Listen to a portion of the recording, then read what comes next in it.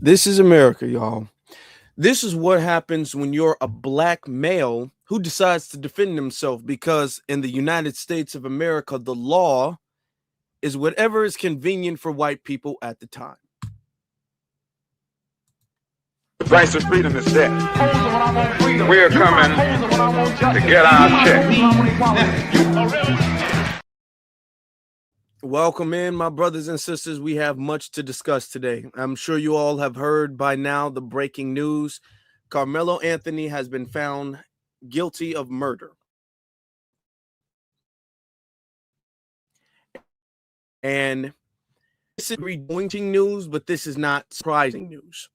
The way the media has set this whole thing up, the way the judge has set this up, a lot of people are finding videos that a lot of people are finding very true, that the judge, the prosecution, and Jeff Metcalf's or Austin Metcalf's father, Jeff Metcalf, all knew each other. They all knew each other. Hold on for a second. Oh, that froze for a little bit. So not only that, the judge had, the evidence was so much so on Karmelo's side, the judge had to essentially work with the prosecution in order to get this conviction. The judge allowed no black jurors, an all-white jury in this situation for no reason whatsoever. The prosecution knew they needed that because they know in this country there is an automatic implicit anti-black bias that everybody has. They know for a fact that black people are deemed as guilty until proven innocent, which 9.9 times out of 10 is never going to be the case. So you couldn't have a black American as the juror whatsoever. They struck them out for being a part of the education system. Doesn't make any sense, especially when you consider the fact that Austin was also in high school. If both of them were in high school, why does an educator become biased for one high schooler over another? You would automatically think that, okay, well, that in that case, they deal with children, they understand these situations, they have more empathy, not only for Karmelo, but for Austin too. But no, the reason why is because they were black. You've never seen that before. You've never seen your occupation as being an educator make you unfit to stand to be a juror. That's not been done before. They did that because they were black and they knew they needed to completely botch this case. They knew that. All right? That's what they knew. Not only that, they allowed no cameras. Now, we've been hearing for over a year that there's video evidence, and I believe, I'm going to tell you what I believe. I believe that there's not only surveillance cameras, there's also phone cameras. I strongly, sincerely believe that. I would have to be honest, there's almost nothing you can tell me that would convince me that none of those high schoolers took any video of anything whatsoever at all. I've been alive in this world too long to believe that. They all got up there. They all said that this video that was going to happen, this video is going to be slam dunk prosecution. This video is going to show, this video is going to prove that Karmelo is guilty without a shadow of the doubt. It did not prove that. None of the people we seen there said that whatsoever. There was a gag order. People couldn't really talk about what was in the case. The prosecution and the judge worked together in this situation. The judge made sure that this case was real quick, no time to really deliberate or anything. Not only that, I'm also going to add another thing. Not only did the prosecution work alongside, the judge work alongside the prosecution, I'm going to argue this. I feel honestly that the defense did too. This is Karmelo Anthony's attorney. If you ask me, Karmelo Anthony's attorney deliberately botched the case. He threw it. He threw in the towel. Karmelo Anthony's attorney should have threw a fit over there not being any black jurors at all. He made some little point of contention to the judge, and that was it. There was not no big hoorah or anything like that about this. He had a whole year of preparation. He had all of the chips he needed. He had all of the evidence he needed. You are defending a 17-year-old, or who was a 17-year-old who had saved somebody's life from a burning building, and you couldn't do that. He could have subpoenaed Austin Metcalf's brother, Hunter Metcalf, who initially admitted he started the situation. Let me remind you, Austin Metcalf's twin brother said he started the situation. And then his brother got in to quote unquote assist him and help him out. We have to also remember they had two other people with them as well too. This was the first interview that they did not even 24 hours after the body. Right. Before I knew his name now, this kid was sitting in our tent at track. We asked him to move. He started getting aggressive and talking reckless. And my brother stepped in and said, "You need to move." He's like, "Make me move." Austin grabbed his backpack. The kid, I tried to whip around as fast as I could, but I didn't see the stab. But then I look at my brother, and then I'm not going to talk. Okay, so he admitted right here and talking reckless that he said he started the situation, and he didn't stand trial. Now the media is going to make it seem like, oh, they didn't want to traumatize him any more than he's already traumatized. No, that's not why. He was telling conflicting stories. He told one story to the police, one story to this news, and then one story to that news. If you stand trial, if you testify, you're subject to cross-examination. All of your lies conflict with each other. They'll make the argument, well, all of the students say that Karmelo escalated the situation, but none of the students say that Karmelo started the situation. None of the students say that Austin did not put his hands on Karmelo. All of the students testified to various degrees that Austin instigated the situation, started the situation, and when Karmelo tried to de-escalate, whether he said, "Get off me, don't touch me, see what happens," whatever, when he tried to prevent the situation from getting physical, because me warning you not to put your hands on me is me trying to prevent a situation from becoming a physical situation. If you, after that, then put your hands on somebody, you have now escalated. And all of these small white supremacist suspect high schoolers sided with the deceased white supremacist to railroad Karmelo and punish him for the actions of defending himself. That's what we've seen. The defense had all of that in the bag. There was absolutely no reason, none, that the defense should have lost that bag. There's none. There's absolutely no reason. The defense rested their case in a split second, y'all. The defense, let me say this. The defense in this situation, they went in, they made their argument and came back. The defense made a case in like 10 minutes. The prosecution made a longer argument than the defense. The defense didn't bring up any crazy witnesses. They didn't bring up any character statements or anything. The defense was in and out. The defense did not subpoena Hunter Metcalf, did not subpoena him. Karmelo didn't take the stand either. Now, a lot of people saying, well, that's because Karmelo didn't want to.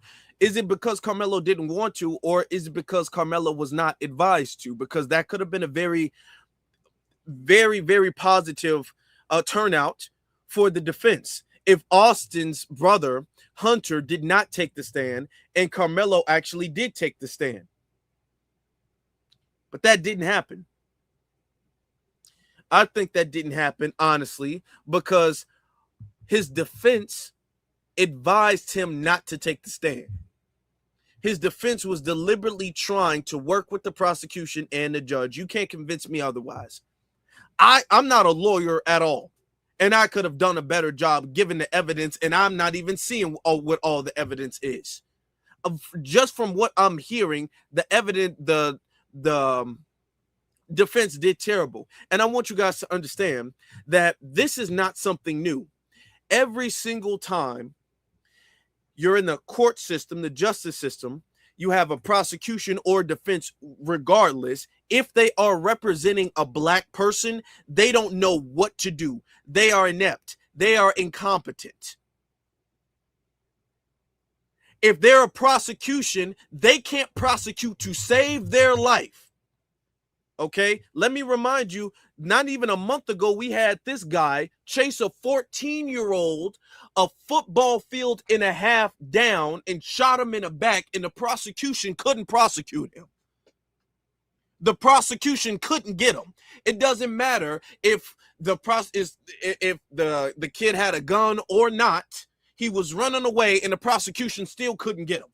The prosecution is conveniently incompetent anytime they have to represent a black person. And then the defense is incompetent when they have to represent a black person. The prosecution, anytime it's a black person who needs representation, prosecution is your first day. You barely passed the bar. You don't know what you're doing. You didn't get no sleep. You got your license at a cereal box. You don't know what you're doing. Everybody around you is making a better argument than you as a lawyer. Anytime a black person needs to be represented.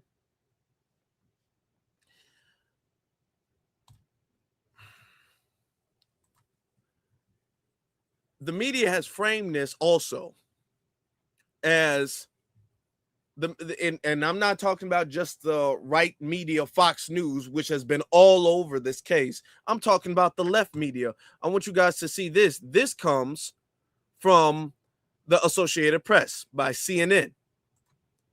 I just want you guys to hear the way they're talking about. So it does come Associated Press, all right?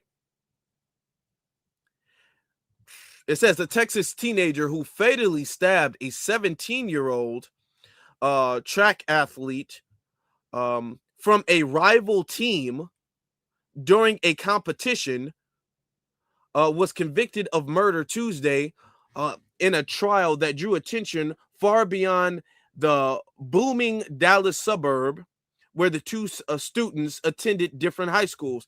Do you see the way they're framing this situation? Okay. He stabbed him during a rival team. Well, technically, from what a lot of people have been saying, Austin and his brother were not even on the team anymore. They were not competing with each other. They're framing this as if Karmelo's team was losing and he got mad and he just stabbed somebody. Notice what Austin did is not mentioned in this situation. They made it seem like he just beat him in a race and he pulled out a machete and just started going at him. That's how they're framing this. And this is CNN. Now, when it comes down to the case of black and white self-defense, CNN, Fox, MSNBC, ABC, all of these news channels and broadcasts, they're all the same. They're all the same. In this country, we've seen in less than a month, damn near a senior citizen can chase down a 14-year-old who wound up not having any stolen items and gun him down and claim self-defense. he can chase him down for a football field and a half and then turn around and claim that he was defending himself. Self-defense. Him and his son can claim self-defense. Yet, when you're attacked, you can't, when you're black and you're attacked, you can't claim self-defense. You can't claim that. Okay? Can't claim that. Now, also, in recent time, you've also seen them saying, well, self-defense is kind of whatever we say it is when we say it is. Because if you're Caucasian, if you're white, you can jump somebody from behind and strangle them to death and claim self-defense. Was the person talking to you, intimidating you, threatening you? No. Was he doing that to any individual? No. Do you know him at all? No. And you can still claim self-defense. Okay? You can have illegal firearms and go to a public event or protest and antagonize people, shoot 3, kill 2, and still claim self-defense. Okay? But when you're physically being attacked, which nobody is denying, he was attacked. Nobody is denying that. When you're physically being attacked, you cannot claim self-defense. This is what the court is saying. So where does that leave us, ladies and gentlemen? That leaves us here. I know a lot of people, including myself, I'm not immune to this. A lot of people's emotions and frustration is very high. This is very disappointing. I'm not surprised. I am disappointed. If I can say I'm the emotions is some type of mixture of heartbreak, of anger, of not shock, but kind of surprise almost. It's a mixture of all of these things, and it kind of shifts, and it's understandable if you have that feeling as well too. It is. I don't want this though to turn into you all feeling, as foundational Black Americans, us feeling like all hope is lost. Let's not allow that to happen. Okay, that we do have these emotions, and these emotions are correct. Let's think about this moving forward, right? He can appeal. He needs to appeal. Now, what we need to do, because we still have a job to do. We still do. What we need to do is we need to be on top of his appeal. That's what we need to do, because clearly the lawyer is inept. Clearly, the lawyer is incompetent. Clearly, the lawyer was dropped on his head when he was a baby. Clearly that. There's no reason his appeal doesn't go through immediately. You tell me he was 17 at the time, a 17-year-old black kid gets into a physical confrontation that was initiated by a white kid, and you have a jury of no black people, all white people. That is a very easy appeal. And we need to make sure that his appeal goes through. Now, here's the thing. Of course, they're going to, the judge was in on it. The prosecution was in on it. Now, the appellate court, that might be different. He might be able to get that overturned. So we still have a job to do. We still have to make sure, we still have to bring forth the evidence in the argument to bring forth justice in the appellate court, because he has a strong argument to make. He had a strong argument for self-defense, and he has a strong argument to appeal. The fact that the prosecution and the judge allowed there to be no black people helps his appeal. It does, because it shows that the judge had already had a premeditated verdict that he wanted to see. And he was operating he was maneuvering the court so that can be a reality. He was making sure that there were no cameras involved so that can be a reality. He was rushing the court to make their arguments, to close their arguments, the jury to deliberate so he can get this conviction. So the judge wanted this conviction just as much as the prosecution. This would be the argument that needs to be made at the appellate court. That's what needs to happen. And it's still our job to make sure that we push this evidence out in society so the odds of the appellate court can be more likely in Karmelo's favor. All right? We still have that responsibility. We still have that job. I knew when there was no black jurors, I knew when it was an all-white jury, that the chances of him getting off innocent was very low, if possible at all. What I thought two things, but what initially I was thinking was that more than likely the prosecution was going to go with some type of lesser charge and he might be convicted on a lesser charge. They convicted him of murder, which is insane. That is insane. I thought that they would have put manslaughter on the thing and then they would have got him for manslaughter and then we could have made that argument in the appellate court, but they convicted him for murder. So it wasn't a high chance, but I wanted to keep hope alive. And I know this situation, honestly, it feels like this is hopeless. It feels like living in America is hopeless. It feels like there is absolutely no justice. It is you damned if you do, you damned if you don't. All right? That's what it feels like. Because that's what the reality shows. It shows if you can just literally be minding your business. You can be talking to yourself and someone can come up from behind you and put you in a chokehold and strangle you to death and get off and say that you were the aggressor and say that you were the one who was in the wrong and the person who strangled you to death was actually a hero. And then that person gets to go around and meet the president. He gets to get millions of dollars worth of donation for randomly jumping on you and strangling you. Him and two other people can jump you and strangle you. And they're the hero. And if you try to defend yourself, you're the villain. If you try to tell people to get off of you, you're the villain. That's what happens. Or if you try to run away. If you try to run away, you're still the villain.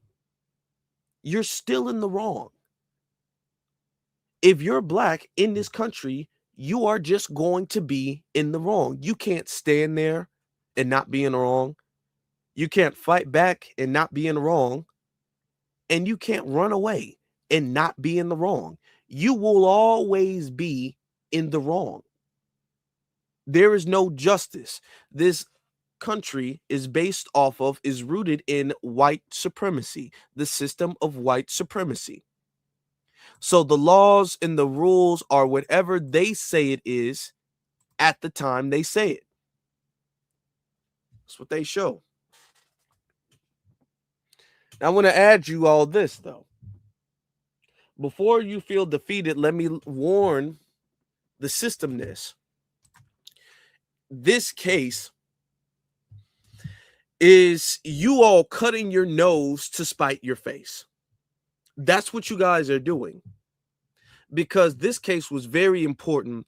Y'all are thinking you're setting a precedent of white people still have authority. Okay? They're deputized just based off of their race. Their race automatically deputized them. And they can do whatever they want to with impunity because their race has automatically from birth deputized them to go around and do whatever they want to. And you all are showing that in the courts time and time and time again. You are showing when you deal with any black person at all, period, you are automatically, why is this thing not moving? Okay, that's on.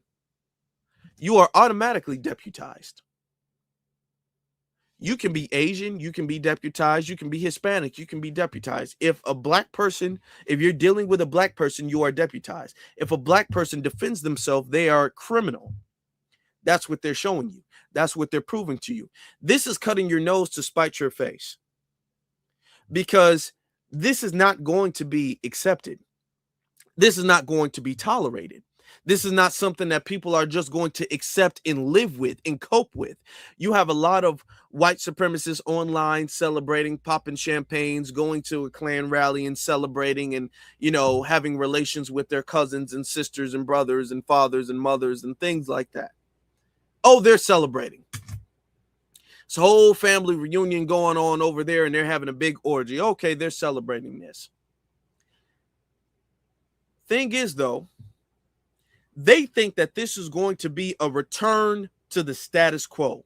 They think that this is going to be a return to, if I tell you to move, like this is the 1950s, you need to get up and move. They think that this is going to be a return of black Americans sitting at the back of the bus at the commands of a white person. That's what they want. That's what they need. That's what they feel for real. That's what they feel. And let me tell you guys something, that's not going to happen. Black Americans are not going back. You all are not understanding that you're destroying, that injustice is naturally corrosive and it will crumble from within. The only way this system can operate in healthy fashion and grow and sustain itself and exist in long term is if the society as a whole is complicit with it. But when you have the bedrock of society, when you have the builders of this society, when you have the foundation of this society rebelling against the corruption within it, the system will naturally fall. That's what's going to happen. Let me remind you guys of this situation. This is the situation where Father Rodney Hinton Jr. found out that his son was shot in the back by a police officer as he was running away, because the police said they heard a click and they thought it was a gun, and they shot him multiple times in the back and let him die. Rodney Hinton Jr. was distraught about this situation. He was distraught about the injustice that his son had to deal with, that this system is about. The fact that there were no charges on this officer, that this officer still to this day is not publicly known. His record is not publicly known. You don't know what he's done. This situation, the injustice, the blatant racism and hypocrisy, the blatant white supremacy, that breaks a person. That causes a person to snap. That causes a person who has officially lost trust in the justice system to go another route. The problem, which is what I'm trying to let you all know, y'all, which is why I don't want y'all to lose any hope with this, is because when you back things into a corner, when you let people know there is no out, you think that you're forcing compliance on whatever you're backing into a corner. You think that you're forcing whatever you're backing into a corner to surrender to you. But actually, what you don't know is you're building up to this person releasing a part of themselves that you don't know that they have, and they didn't know that they have. Rodney was in his car and he saw a police officer, and something in him snapped at that very moment, and he hit this officer, ran him over, killed him. And he's not apologetic about that. He's not sorry about that. He doesn't have his head low or anything. Nothing about that. And this is what happens, ladies and gentlemen, family. This is what happens when you all allow that. When white supremacists allow their system to become like this. They think that they're trying to regain some type of power. They think that they're trying to regain that and rebuild that. And they don't know, just like the case of Rodney Hinton Jr., hold on, they don't know that nobody is going to surrender to you. Nobody is going to surrender to the system of white supremacy. Foundational Black Americans are not going. It will not happen. It just won't. It won't happen. Of course, they're going to say something about it. They're going to be mad about it. It's okay. Now, you have a lot of white supremacists who are celebrating this. And they're celebrating this. Why, y'all?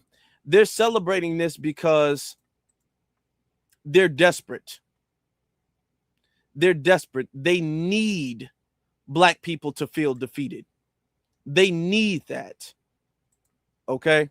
They need Black people to feel like all hope is lost. They need that. They need white people. More importantly, it's not even really about Black people. It's about them feeling powerful and them reassuring themselves that they are still in power. This is what they need that. All right? That's what they need.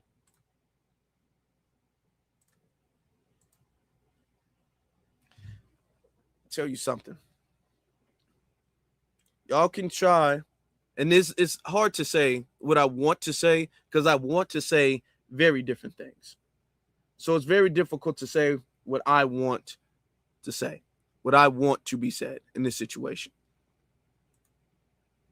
But I don't want you guys to lose hope. Just like Ronnie Hinton Jr. did not lose hope. I don't want you all to feel like we're defeated and we're stuck in this situation. The same way Ronnie Hinton Jr. did not feel stuck. Okay? I don't want you all to feel like they're of all power and they can't lose and they will never be defeated and that this is just a way we need to accept. This is the life we need to accept. This is what it is. I don't want you all to feel that way. Because Rodney Hinton Jr. did not feel that way. He didn't. I want us to make sure that despite the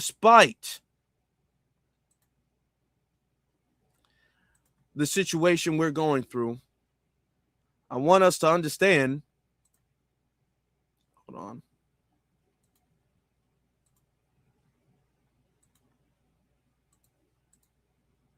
Hold on. Wait 1 second. Hold on. Excuse me, y'all. Excuse me. I'm trying to word myself carefully. Trying to word this carefully. I want us to understand that this is the system and this is what happens. Now, like I said before, it's disappointing. It's heartbreaking. It damn near would make a person want to cry, honestly. And if you do cry, you're not wrong for that. If you do have to go somewhere and you do have to let a few tears out, you're not. I understand that. I get it. I get that. I understand that. I will say this, though. I want this to become a motivating thing. I want this to clear any type of confusion of what we're doing and why we need to do it. This needs to become a driving force of why we need to do this, y'all. Why we need to dismantle this system of white supremacy and replace it with a system of justice. Now, we can't rule out and leave Karmelo alone now. If anything, Karmelo needs us more than ever. He's facing the rest of his life behind prison. He could potentially go to prison for the rest of his entire life. And he needs Black people to be emotionally strong and stand behind him still. It's not over yet. We need to understand that. And it's not over for us either. And I'm going to say this. And after I say this, I'm going to let you all speak. I'm going to open up the phone lines and I will let you all express yourself as long as it stays within the YouTube guidelines. I'm going to say this. As sad as it is,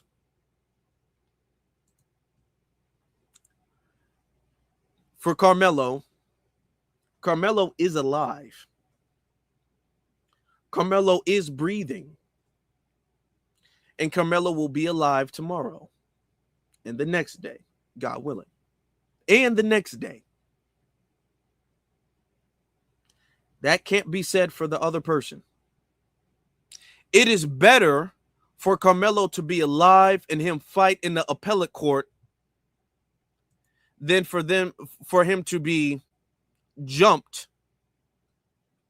for him to have his life taken from him. Because Jordan Neely didn't get a chance to argue his case in court. Jordan Neely is not here anymore. Cyrus Bolton is not here anymore. They're not here. Why are they not here? Because their attacker attacked them and they never got a chance to defend themselves. They never got a chance. They tried other avenues except self-defense. And I want you guys to think about it like this. The brother who did defend himself, he is still here. Look at it that way. Yeah, he's in a very bad situation. He's facing many years. He's not in a good place right now, but he's alive. He's alive. And despite what he's going through right now, he still has a bright future ahead of him. If we make sure, if we persist, if we make sure we bring forth justice, if we make sure we stay on the lawyer, if we make sure we stay on informing what's going on in the appellate court, if we make sure we do that, if we support the family still, he still has a chance of a future. A future, unfortunately, Jordan Neely didn't have because he didn't get a chance to defend himself. Cyrus Bolton didn't have because he didn't get a chance to defend himself. The brother who defended himself is alive. And as much as it breaks my heart to say this, it's better to be tried by 12 than carried by 6. Because they're celebrating and they're celebrating. You know who's not celebrating? Austin. You know who's not happy right now? Austin. His brother.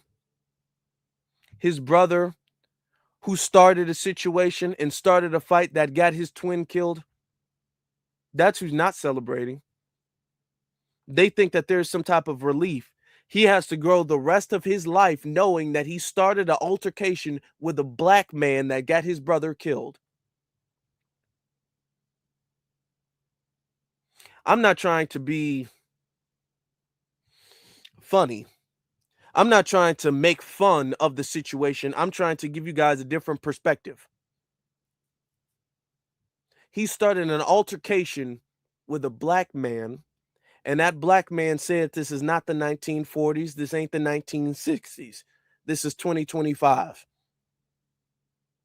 And Austin found his day. I want you guys to look at it that way. I want you guys to look at it that way. This isn't over yet. It's hard to say what I want to say, but that's what I can say for now.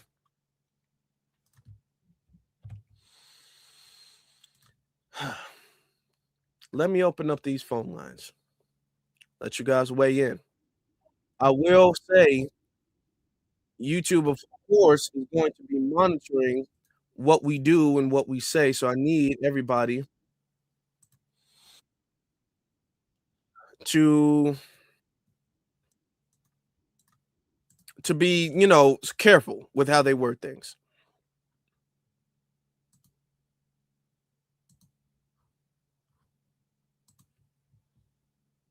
Okay, hold on.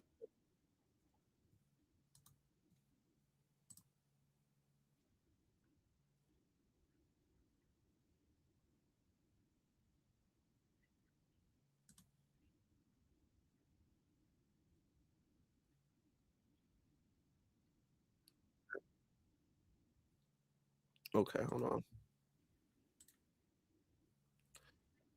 All right, here we go. I just set up the phone lines. The number not gonna be on here too long. Let me put the number up on the screen for you guys. Oh man, okay, it's not. My thing is tripping right now. It's not moving. Hold on. Okay, don't know why my thing is tripping. Hold on. Give me 1 second. It's not working right. Okay, hold on.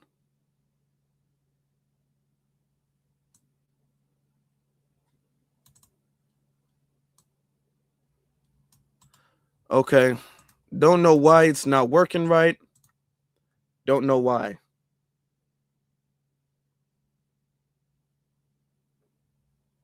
Okay. What I'm just gonna do is I'm just gonna put the number right here, okay, on this banner, and you guys get to see it. So the number is 949-381-0044. That's 949-381-0044. All right. 949-381-0044. Okay. So y'all call in there. Hold on. Hold on.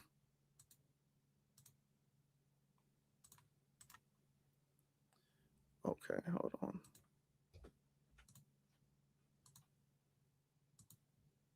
Okay, so we do have some callers on the line right now. I have a few callers on the line right now. All right, let's get to this caller. Let's start off right. Afro, can you hear me? How you doing? Okay, this is Miss Niecy. You hear me, baby? Can you guys hear her?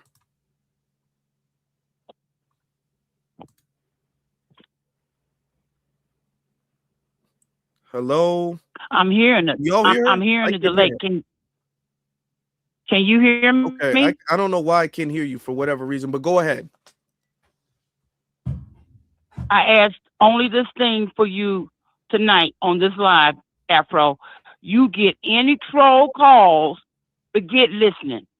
Introduce Mr. Click, please. Yeah, I'm not gonna trust me. Okay, I'm gonna say this also.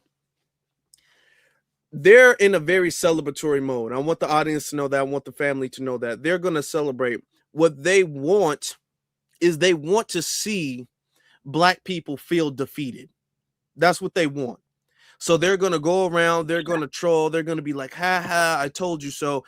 What is the best for us to do is not to engage at all. It's not only the best for us personally, it's also the best for Austin, for Karmelo in his case. It's the best thing for us not to engage.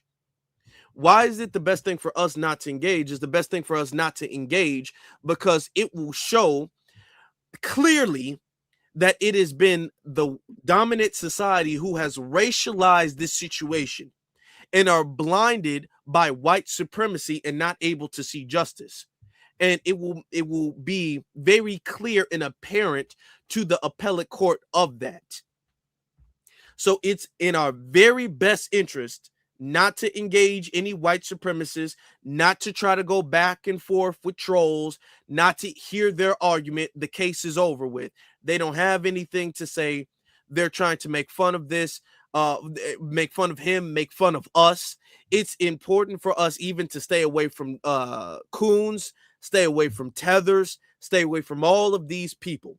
All right. Not only for Karmelo, but also for yourself, for your own mental health, insanity. All right. So we're not going to allow that. All right, Afro, I'm going to end with this. Family in the chat, FBA, worldwide. Say that again. Can you hear me now? Okay. I land with this. The audio is terrible right now. They must have done something. The audio is horrific. Yeah, that's YouTube doing that. Yeah, go ahead. I can hear you clearly. I know you but can hear me. I land with this. Why I can't hear you. Okay, I land with this. FBA family, power tools at the ready. Stay your asses off them streets. Protect yourself at all costs. Be one. Yes, ma'am. Look, Austin is here. Karmelo is here. Austin ain't. I can't say that. Caller from area code 3318. You're on live. I cannot. Hey, nephew, it's Auntie Baby. How are you? Okay, you're just gonna have to keep Can you going. hear me? I can't hear what you're saying right now for whatever reason. Oh, okay. But anyway, yeah, I've just been, since I heard the verdict, I mean, I've been in tears. My heart is really broken. It's really heavy. Okay, hold on. I just,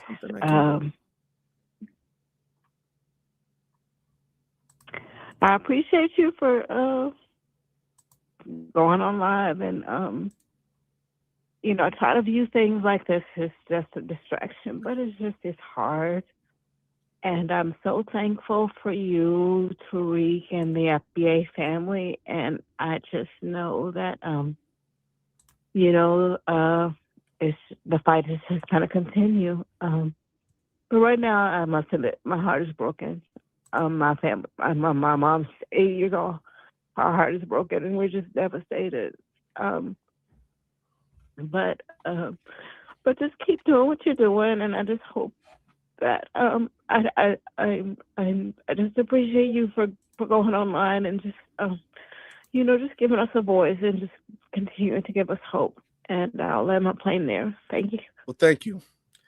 Thank you. You feel how you want to feel. I'm not trying to tell anybody how they can or can't feel. All right. Don't feel defeated. I'm not going to tell you how you can feel, but I'm going to advise you not to feel that way. Okay. You can feel disappointed. You can feel heartbroken. You can feel sad. You can feel angry. Don't feel defeated, because this is not, we've kind of been through this. We've been through a lot, and we can get through this. And it's important not only that you show your community and you represent that you're not defeated, but you show to yourself. You don't look in the mirror and feel defeated. You don't feel lost. You feel maybe at the best, you feel like there's a battle that still needs to be fought, because it does. We have not lost, and I don't want us to feel that way about ourselves. Okay? Let's get to the next caller. Caller from area code. Hey, how's it going, Afro? 312, you're on live. Yeah, you hear me? Afro, you hear me? Okay. Afro, you hear me? Afro. Hello? You hear me?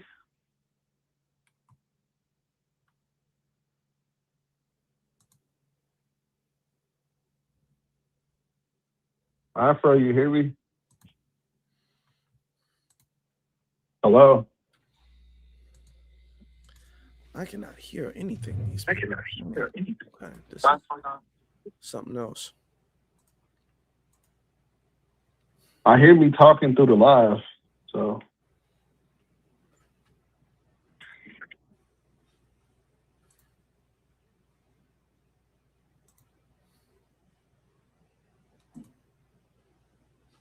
Oh.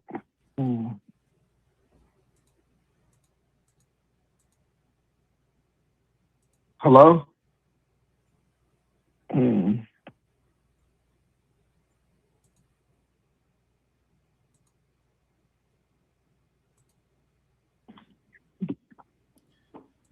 Okay, there's something. You hear me now? Okay, something is wrong.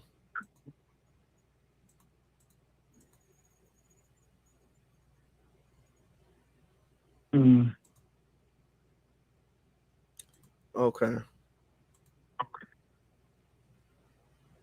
Just go ahead and talk. We'll work on it. Just go ahead and talk. Yeah. Everybody just say what they have to say. I'm literally going through settings and trying to work on that right now. Everybody just say what they have to say. Just say what they have to say. Yeah, I kind of. Okay. Yeah, I kind of wanted to talk about some other YouTube. I know you follow Willie D Live. He was saying that it's a video out of the people of like someone recorded or something that started been happening, but that video was never released. And I'm just reasonably like questioning like why that hasn't been released. It's a bunch of high school teenagers around. Teenagers record everything, so I'm looking forward to that coming out one day and maybe another trial or something happening. But like these laws in Texas are very different, and especially for Black people, they're way more strict and way more stuff. I mean, I grew up in the North, but yeah, Texas is not nowhere to play, and I'm not surprised by this verdict today. History just repeating itself.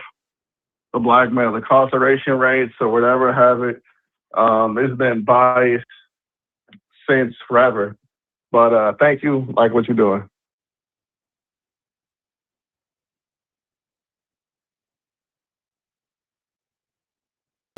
Thank you. That's true.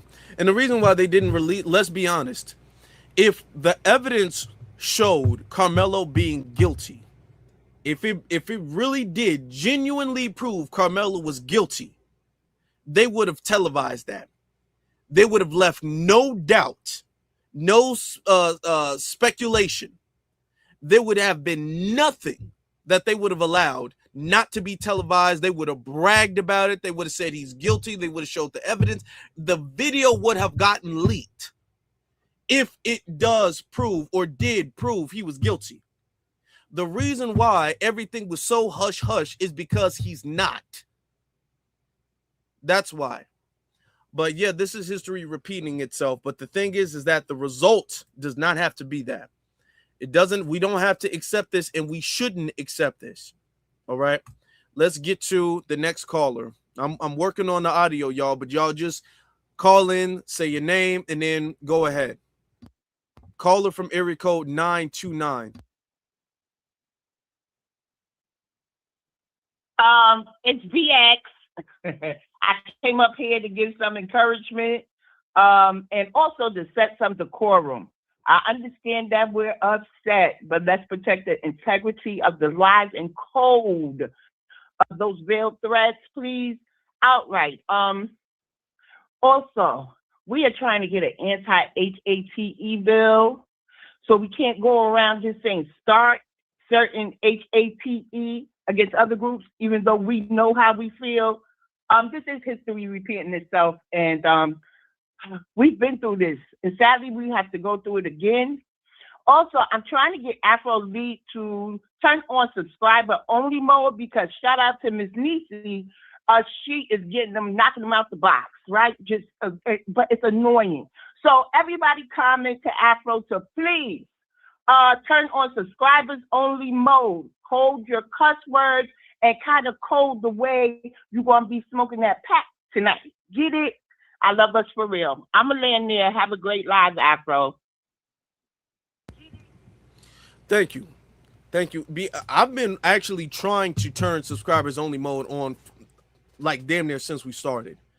It's not turning on. I'm like literally like resetting, refreshing, turning it on, turning it off, turning it back on. It ain't working, but I'm still working on it. I am going to find a way to get it done. I'm going to say this though.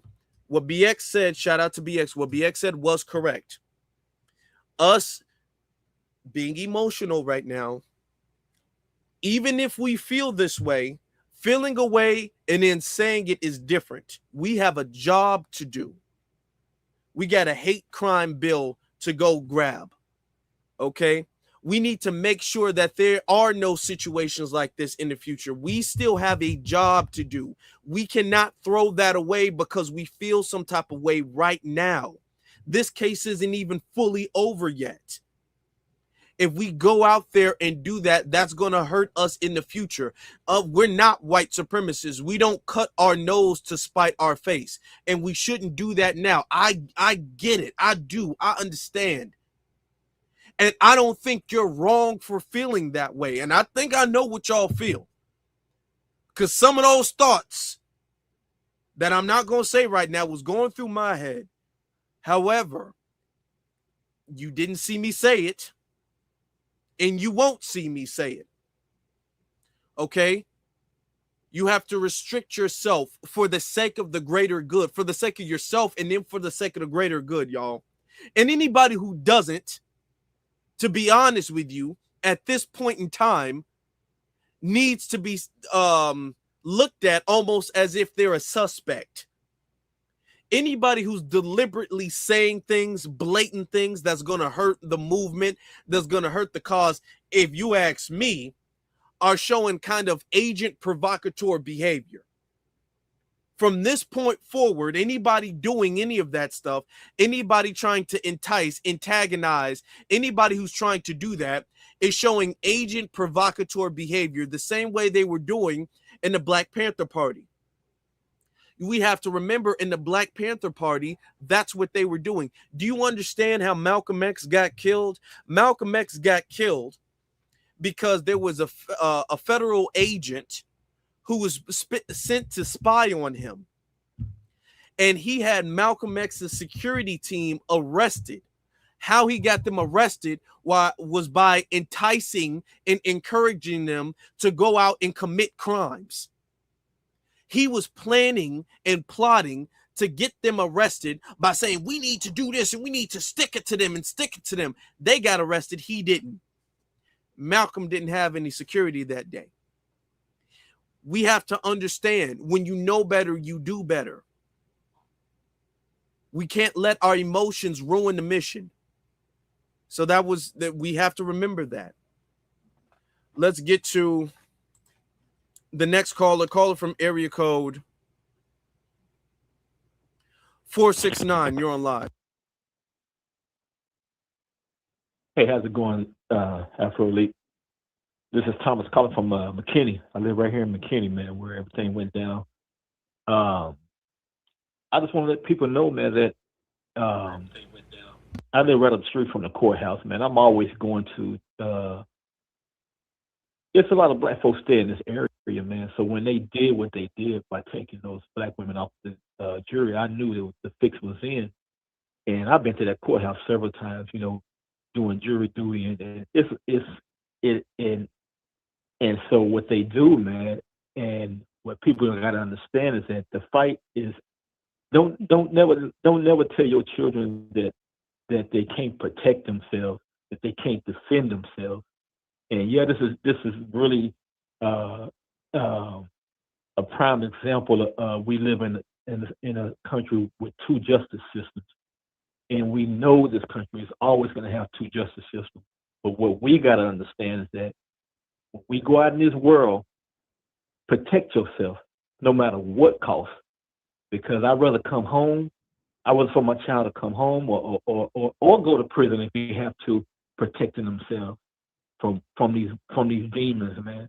And that's what they are. They're demons. And we live in a society where they're always going to be this way, like with the chuds and people running up on our children, man.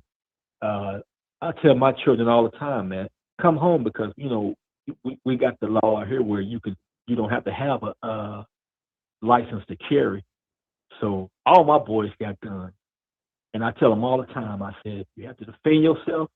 I want you coming home. You know what I mean? So, you know, yeah, this is bad, but it ain't. Don't never tell your children they can't defend themselves, and that's what they want. That's what they want us to do. They want us to be in a position where for us to be scared of them. Don't never be scared of these demons, man. If your child has to defend themselves, let them know that it doesn't matter. You come home, we'll figure everything out later on. And I want people to prepare yourselves, man, because this is what we're gonna go through. And as black people, know that it's two justice systems, but we're still gonna win, and we're still gonna defend ourselves. Appreciate it, man.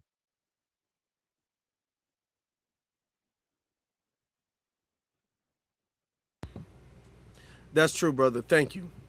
I appreciate that. And people need to hear that. People do need to hear that. At the end of the day, as heartbreak, because this is heartbreaking. Like I'm very disappointed. I'm angry. I'm a lot of things, and I know you all are too.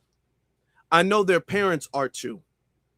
And I'm not trying to be funny, and I'm not trying to joke, and I'm not trying to be a foolish optimist, but I want you guys to think about it this way. Their parents, Karmelo's parents, can still see him. He's still going to be able to talk to his mother and talk to his father and talk to his brother. Because in that moment, he did not let somebody take their life away. And I've never met their parents. I don't know who their parents are. But if I was a parent, I would say I would rather be able to see my child in prison than bury him. If I had to pick the lesser of two evils in this country that we live in this system that we live in this wicked world that we live in, I would rather be able to see you behind bars than have to visit you at a gravesite. And Karmelo made the choice to where he can still see his family, even if it's behind bars, even though we're working on that. But even if it's behind bars, it's not in the ground. So that is one thing that we need to look at and how we should look at that. Let's get to the next caller. Thank you very much. The next caller, let's get to 334. You're on live. Hey, Afro. Can you hear me? Hello?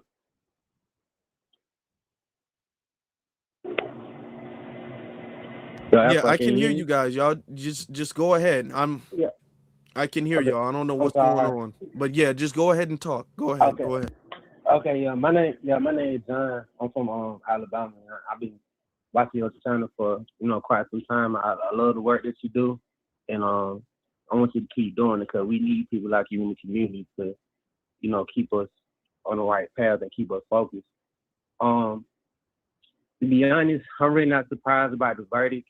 I can just tell by how they was maneuvering the jury and the things they were doing behind the scenes that was trying to get to this particular outcome. But I feel like us as Black people, man, I hate to say it, but we should just we shouldn't be used to it. But I feel like, well, for me personally, I'm just used to this, this type of BS happening because it's never a fair game. Like no matter what circumstances, may approach us, it's like if we're in the same circumstance as a white person and we do the same type of actions that they do, it's like we get punished for it and they don't.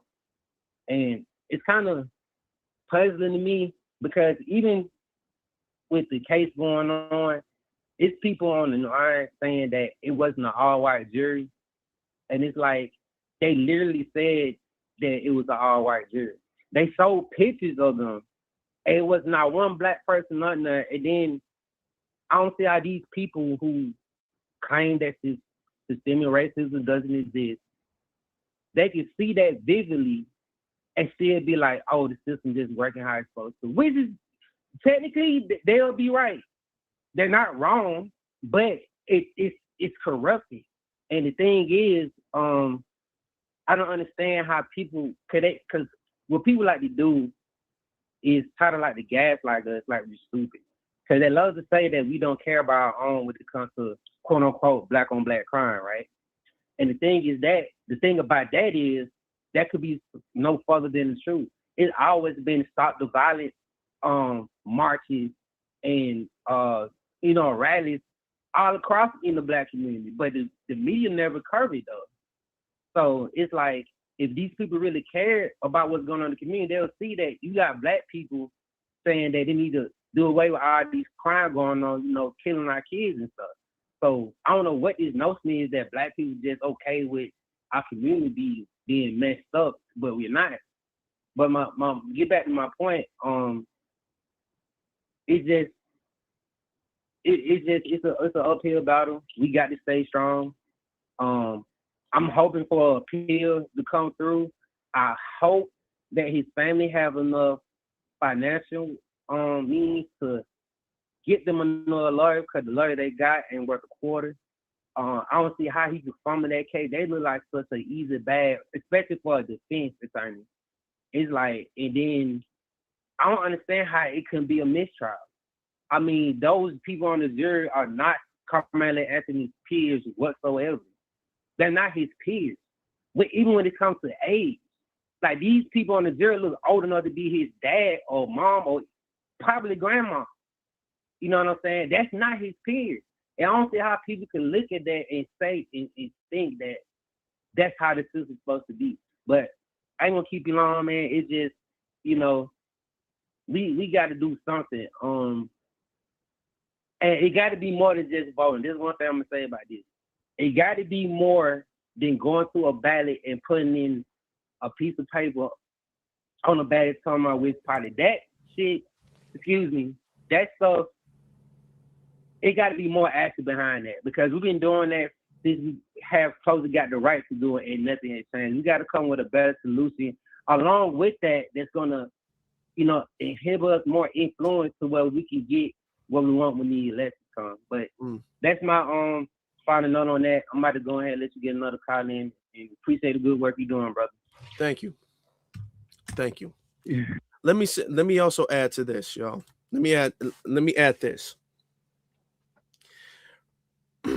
First off, I want you guys to excuse me if my voice is not normal. I woke up this morning and I had like I do have allergies. If you guys have been subscribed to me for years, you guys know that. So it could be my allergies or something, but it's almost like a sore throat thing. So I think my allergies is kind of kicking up. So originally I was planning on doing this tomorrow, but I didn't want to do this tomorrow. I wanted to do this today. Not because I have anything probably different I would say today versus tomorrow, but because I want you all to have an opportunity to let your feelings out. I want you all to have an opportunity to express yourselves. And I don't want you guys to even for a second feel that all hope is lost, that the mission is lost. I don't want you guys to feel that way. I want you guys to remember the original Rodney King verdict was that all of the cops were not guilty. And we remember that today differently. Why do we remember that today? Is because when we saw that all-white jury say that all of those cops were not guilty for what they did to Rodney King, the community did not accept that. Because the community did not accept that, they went back and they had to change that. They had to be like, oh, my bad. When Derek Chauvin did what he did to George Floyd, originally he was not arrested. Originally he was just laid off, was put on suspended leave, all of the cops. And the community did not accept that. And because the community didn't accept that, they went back and arrested him. Now he's facing 25 years in prison. This situation, a lot is depending on what we do next. What we do next is going to determine not only the future of Karmelo, but the future of Black society and the principle of justice for Black people going forward. And we need to remember that going forward. We need to not let other things get distracted, to pull our emotions, okay? We need to not let that happen. Let's get to the next caller. Okay, caller from area code. I think I'll fix the sound a little bit. Caller from area code 720. You're on live. Hey, Afro. This is George out of Denver. I'm thinking back on Charlie Kirk's widow assembly when J.D. Vance 720. You got it. You go ahead. That we no longer have to, I'm paraphrasing, we no longer have to feel guilty about who we are or our history. As well, I guess this is what the phrase, make America great means, huh? Be one.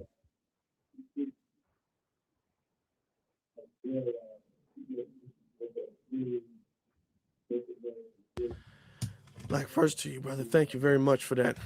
Yeah, don't feel afraid, y'all. Don't feel afraid. Don't feel afraid. Thank you. Let's be honest with you.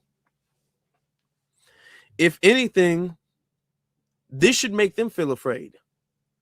I want you guys to look at it this way, right? I want y'all to look at it this way. They want, why this is so important is because they need Black people to go back to feeling afraid. They need that. They need it. They need Black people to go back to fearing consequences of a society.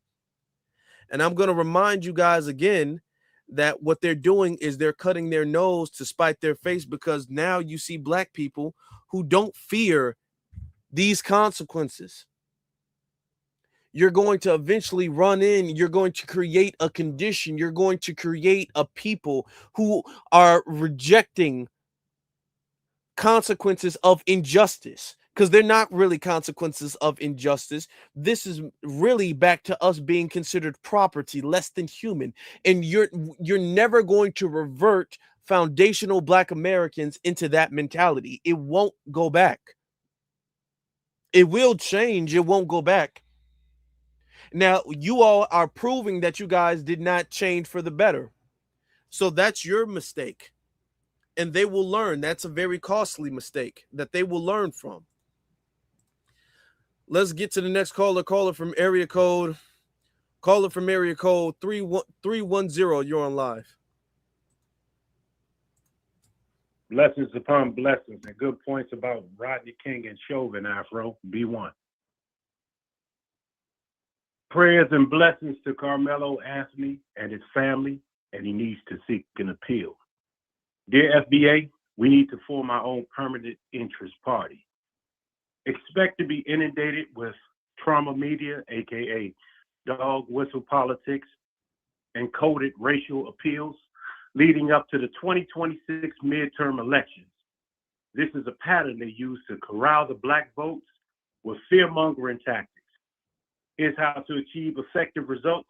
Anyone that is running for office that requires a vote must have and support policies specifically for foundational Black Americans, whether they're running for ANC, ombudsman, city council, mayor, judgeships, sheriff, or even sanitation czar, if applicable. If it requires a vote, then they must prioritize tangible benefits for Black Americans before votes are given. No more nothing burgers. We then wash, rinse, and repeat this process throughout the country, locally and federally, starting now for the upcoming midterms in November 2026, then up to the 2028 presidential election. Start locally, then nationwide. No yelling, no screaming, all action at the polls. We demand prioritization for the immediate implementation of an anti-Black hate crime law and reparations in the form of direct cash payments for the descendants of North American chattel enslavement to start. No check, no vote. Free Karmelo Anthony. I agree fully. And I like the fact that you said that. We need to, what we can do, okay? We need to make this an opportunity and push this even further. Every single time we have an opportunity to push the line, we got to push it. It's our job. We have a mission to push this line forward. What that means is that anytime somebody comes up and tries to rule, because what they're going to do is they're going to be like, you see how corrupt they are? You see how bad red states are? You see how bad Greg Abbott is? You see how bad these people are? This is why you need us in power. What y'all need to be doing is y'all need to have implemented a Black hate crime law. That's what y'all need to be doing. If they're not talking about that, they're not talking about anything. They're not talking about anything. There's too many cases. We have 2 cases in less than a month of a child running away from a stranger and getting shot in the back, and then he turns out to be not guilty. And then another kid defends himself against a group of people who are jumping him. And he gets found guilty. Exactly. I didn't hear anybody talk about the fact that it was an all-white jury. Let's be very clear. All of these organizations, NAACP, they didn't say anything about this being an all-white jury, did they? Did you hear them say anything? Did you hear them raise a fuss about that? No. No. Okay. We gotta make respond sure we at the use polls. this We in our respond best to interest. our action. Thank you, brother. Let me get to the next caller. Exactly. All right. Caller from area code 4404. You're on live.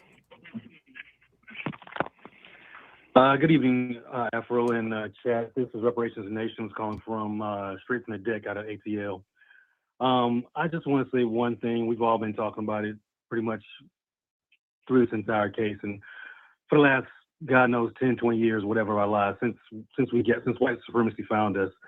The one thing I want to say is, just to piggyback on what most people are already thinking, stay dangerous, stay alive, stay free. Be one, family. Y'all stay blessed.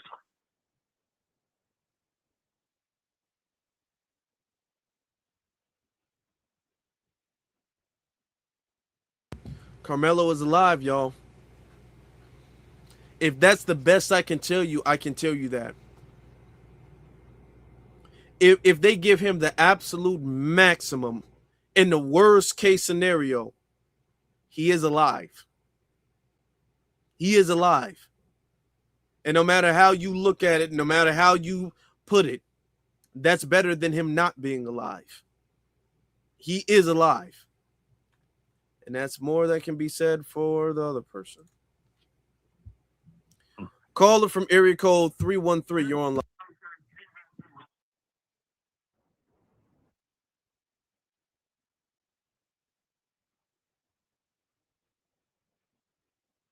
Oh. Hello? Hello? Yeah, you're on live. You're on live, brother. You're on live. Oh yeah, sorry about that.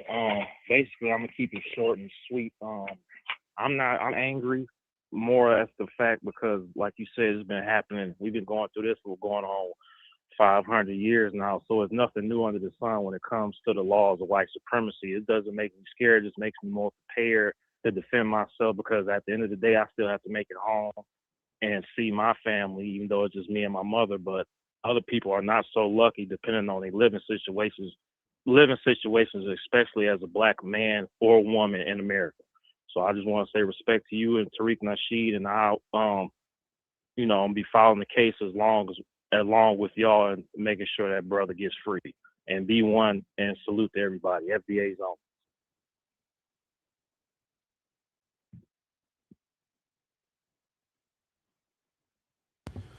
Thank you, brother. I appreciate your call. I didn't want to have to.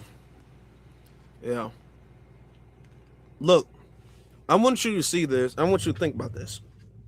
I didn't want to take a cough drop. I'm feeling a lot better with a cough drop. I just took one, and I feel much better. I feel a lot better. I should have been took one. I want y'all to think about it this way. If the state tells you that you don't have a right to protect yourself, I want you to understand that we answer to a higher power than the state. We answer to a higher power than the United States government. We answer to a higher power than that. You have a God-given right, a divine right. No matter what you believe in, whether you believe in this religion, that religion, spirituality, or not, you have a moral right that supersedes any type of state, any type of law, any type of government, any type of country. You have a right to defend yourself. You have the right to prevent somebody from taking your life away. You have that right. I don't care what the state says. I don't care what the law says. I don't care what the government says. I don't give a damn about that jury. I don't give a damn about that judge. You have that right, and you need to know that. That needs to be ingrained in your mind and in the minds of the children that we have. That we're not going to give that right up. And Karmelo is alive today because he decided not to give that right up. The state might punish him for exercising that right, but he still has it.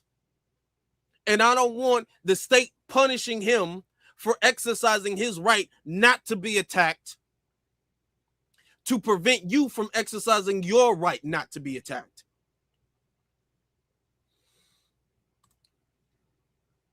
Getting to the next caller from area code 267. You're on live.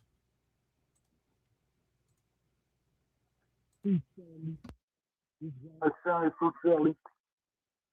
I just wanted to offer. I just really wanted to, offer that we're like in a marathon. It's like when you're running in a marathon. Real quick, brother, can you speak up? It sounds I'm not sure what's going on. But can you speak up just a little bit, a tad bit? Yeah. One second.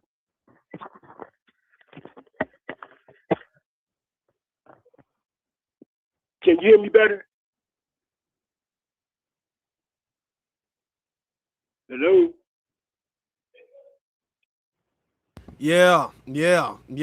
Okay, good. Okay. Yeah, okay. All right, yeah. I just want to offer, like, we're in a marathon. And, like, in the marathon, when you're running and it's deep in the race, it's going to start hurting. You know what I mean? We got to fight through that hurt. You know what I mean? Like, those of us in the family, most of us know. You know what I mean? This just keeps on going. You know what I mean? This is just another, another obstacle. And I just wanted to offer that to everybody, because, like, even when you're racing, in the race, because I ran track. So that's why I'm using that metaphor. But, you be hurting. But at the end of the race, you be glad you did because you won. And like, just keep that in mind. That's all I want to say. And peace to the family. Brother, thank you. Thank you for that. Look, y'all, this system has been around for centuries. This is not going to be an easy win. Especially that we're coming into our power, the power that we're supposed to be having, especially that this is our time now. The enemy is going to fight back. They're going to push back. I want you to look at this as if this is desperation. This is them counting up all of the losses. This is them counting up all of the police that we have made put in prison. And this is them saying we need a win by any means. Damn the legitimacy of the court. We will throw that away for this one win. This is what they're doing. This is desperation. Okay, fine. Not only is the battle not over yet, but now you have unlocked something in us that we didn't have before. You have given us a sense of motivation. You have given us another drive. You have taken us to another level. Us all, me, you, everybody here listening, we are on another level now because of this.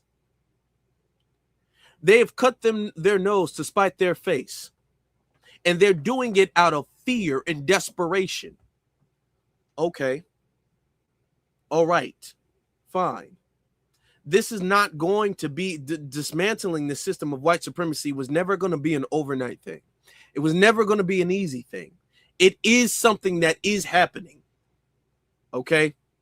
And them trying to fight this hard is proving, it should prove to us that this is happening. them having to just throw this case out like that, them having to just sacrifice the legitimacy of the courts is proof that they know the system of white supremacy is fading away. Think about it like that. Let's get to the next caller. Caller from area code, that cough drop did a lot of good work. Caller from area code 678. Hey, how you doing, Afro? This is Reverend Black Empowerment. Talk to me, brother. Talk to me. Well, the one thing I can say is this. From what I can look at, it looks like it's a psyop against Black empowerment, against the Black community and FBA in specific. That's what I'm seeing right now. And of course, it is not going to work because the two verdicts that just happened is basically a psyop against Black people saying that, look, one, any non-Black person that harms you will not be punished. And if you defend yourself against a non-Black person that's trying to harm you, you will be punished. Well, all I can say to that is, to those two verdicts, is to hell with that. Because I am not going to, for 1 second, allow someone to take me out because I'm scared of what might happen in the court. According to Jason Black, that's problem number 2. Problem number 1 is this Chud the Builder wannabe talking crazy to me right now. Problem number 1 is the Rick Chow wannabe talking crazy to me right now. That's problem number 1. Problem number 2 is what happens in the court system. It seems like almost like they're trying to set this thing up where it's an open season on Black people and just have at them. No, we have a divine right, as you said, to protect ourselves. So let's not let the psyop from the courts mess up that. We're not going to allow them to scare us into letting ourselves be taken out. We're not going to do that. And the next thing that I say is this. Karmelo Anthony, he's got some backup. So yeah, I don't doubt for 1 second that there's going to be appeal. He's got backup, and I mean new Black media backup. So I'm gonna leave it right there. And this ain't over. This is not over. No, you're absolutely right. It's not over. It's not over. It's a very strong case for appeal, which is why we got to make sure we stay on it. We can't let this go. We can't be like, oh, well, see, that's what they're going to do. The white supremacists. It's our job not to do that. We got to still stay on it. Okay. And we got to be really side-eyeing this lawyer, because this lawyer deliberately threw this. You can't convince me. Yeah, he threw that. And back to what you were saying before. Listen, I'm across, you talking about the courts, you talking about facing the jury and facing the judge. I'm across that bridge when I get to it. But I'm going to make sure that I live to see the next day. Priority number 1 is the preservation of life. That is among all living things, priority number 1 is the preservation in life. Number 2, if it comes to that, I'm going to talk to a lawyer. But I'm going to make sure priority number 1 is checked off. And that's why Karmelo is here today, because he made sure priority number 1 was in check. Exactly. Thank you very much, he brother. proved exactly what we're supposed to do. All right, let's get to caller from area code, because there's a lot of people want to talk, so I'm trying to make sure I get to y'all. Caller from area code 702, you're on live. Good evening. My name is Kimberly. I am a 55-year-old Black woman who has lived all over this country. God has allowed me to gain entree into pockets of communities where Black folks are typically not welcomed. I have worked for the Hells Angels. I have worked for the Gambino crime family, which is John Gotti Corporation, if you will. And I've been able to see how they operate from the inside out. Oh, okay. In each of those instances, I was always the only Black person around, and I was protected. That is because of the covering that God has placed on me. He's going to use me for a purpose. So he allowed me to see those situations. Now, what I want everyone to know, we wrestle not with flesh and blood. We all know that. Those individual white people in that town in Texas, we weren't dealing with those people. We were dealing with ancient spirits that are inhabiting those vessels. That's why they were all in cahoots with each other. Okay? This was a huge setup. But what it is, it's never what it looks like to the naked eye. This is a spiritual world. Okay? So the setup that they thought that they were purporting against Karmelo Anthony is actually God's setup against Satan. This is chess, not checkers.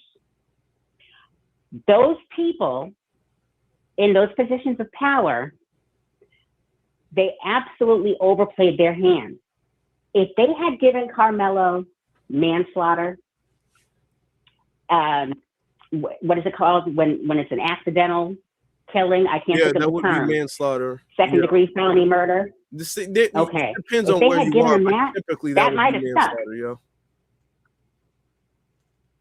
So had they, let's say that they had given him that, there may not have been an appeal. That may have stuck. But because they overplayed their hand so much, they messed with the video. They didn't show the real video in court. They showed an altered state of the video where you couldn't see anything, whereas the true video was clear as a bell.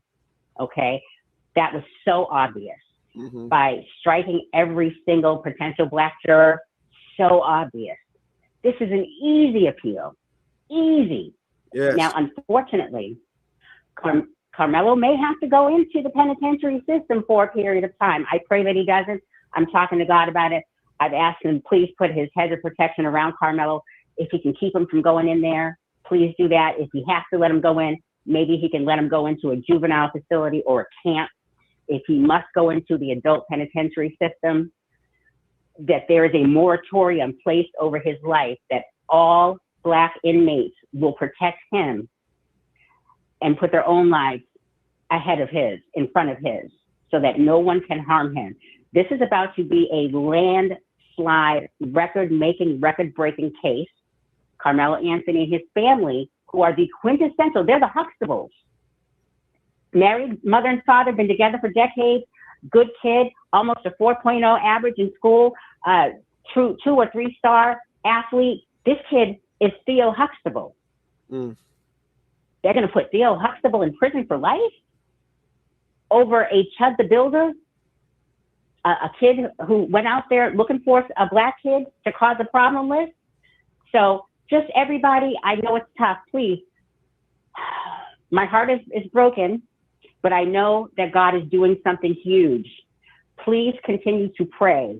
Prayer warriors, we need you to cover Karmelo Anthony and his family. Okay? Our prayers avail us much. Just watch what's going to happen. It's not going to end the way Texas thinks it's going to end. This is going to dismantle that entire corrupt system. You all see that God is dismantling corrupt systems all over, especially the United States, but all over the world. But this is Babylon right here. This is modern day Babylon. You see the entertainment industry, the Jay-Z's, the Puppies, everybody that thought they were running things. Clive Davis is on his deathbed right now. It's being dismantled. The financial institutions, the government, all of it. It's happening, but it is a process. So please keep your energy, keep your vibration high. Send out positive energy to Karmelo and his family. Pray, pray, pray without ceasing. And watch and wait, because it's all happening and you see it in every other aspect, and you will see it here too. I thank you for your time. God bless you, everyone. Thank you. Thank you, sister. And we needed that. We needed that energy. Thank you. Listen to what I'm saying. Do you know, and this is why we shouldn't look at it as a total loss. Imagine you being at war, okay? and a ship, you have a massive ship, and the enemy has a massive ship. They can't beat you. So they have to crash their ship into you. Just imagine that. Imagine they have to crash their ship into your ship, and your ship sinks to the ground. You think it's a loss. You feel it's a loss. You think about all of the people on the ship and how they lost their life, all of the things on the ship. All the ability to use that ship is now gone. You feel like it's a loss. That's your first instinct. But I want you to also think about the fact that they have also sacrificed their ship. They are also down. It is also showing that the enemy does not have another option. Them crashing out the way they are, them having to sacrifice everything the way they are, is showing that they feel that they're losing. They feel desperate. If they did not feel they needed to make a sacrifice that large, they wouldn't have done so. But they did so because they feel that they're losing. They threw away the legitimacy of the courts for one person. They felt like we needed this win so bad, we will throw away the legitimacy not only of Judge Roach, which, I mean, the name is fitting apparently, of the prosecution, but of the entire court system. They threw that away out of desperation for this one case that they still might not win. Listen to me. They still might not win. They still might lose. They made this big kamikaze event to win a fight that they still might not lose. They still might not win. They threw that away. They made a huge sacrifice. And there's not a guaranteed win for them either. I want you to think about it that way. Think about how threatening you are to them. How powerful you are to them. You have to be very powerful in order for them to make a sacrifice like this. You have to be very strong in order for them to feel like this is a sacrifice that they need, that this was even worth it. You have to be a very powerful, strong, unstoppable opponent for them to sacrifice the legitimacy of the court so they can have one win. Think about it like that. Think about yourself like that. Let's get to the next caller. We got caller from area code 540. You're on live. Hello, Afro. I'm located in Virginia. I just want to discuss how this trial broke precedent for the state of Texas when it comes to the appellate court upholding these types of things. If you can you speak? I don't know if you're on Bluetooth or what speaker or something. The sound is a little muffled. So hear me better now?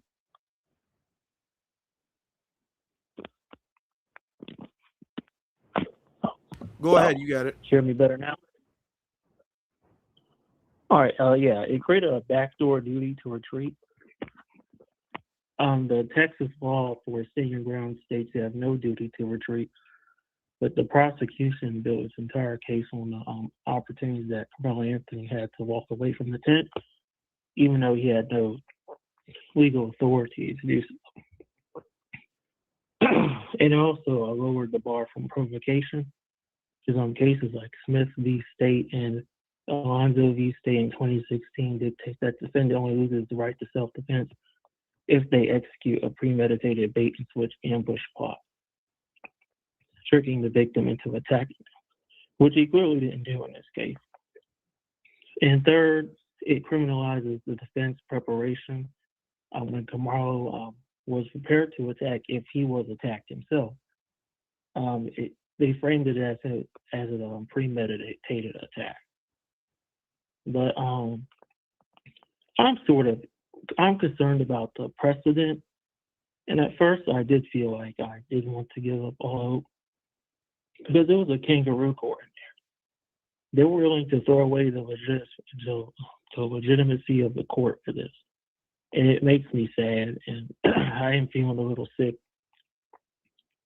excuse me if I'm stuttering, all that stuff. I'm just really just heartbroken right now over this. It's really sad how they went to these depths to secure a first degree murder conviction. But that's all I have to say on this.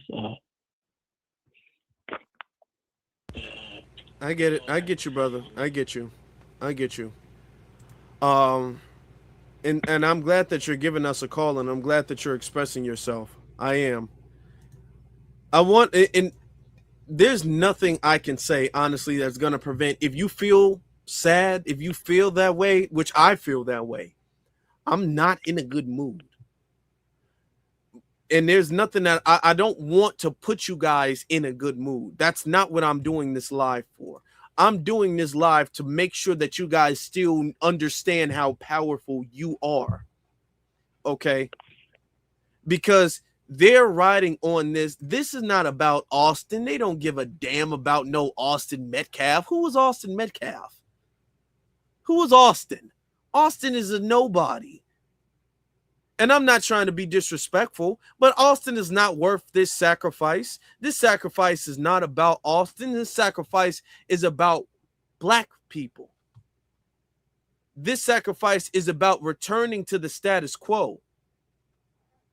That's what this sacrifice is about. All right. I want you guys to understand that. And that how they threw this away, not for Austin, but for us.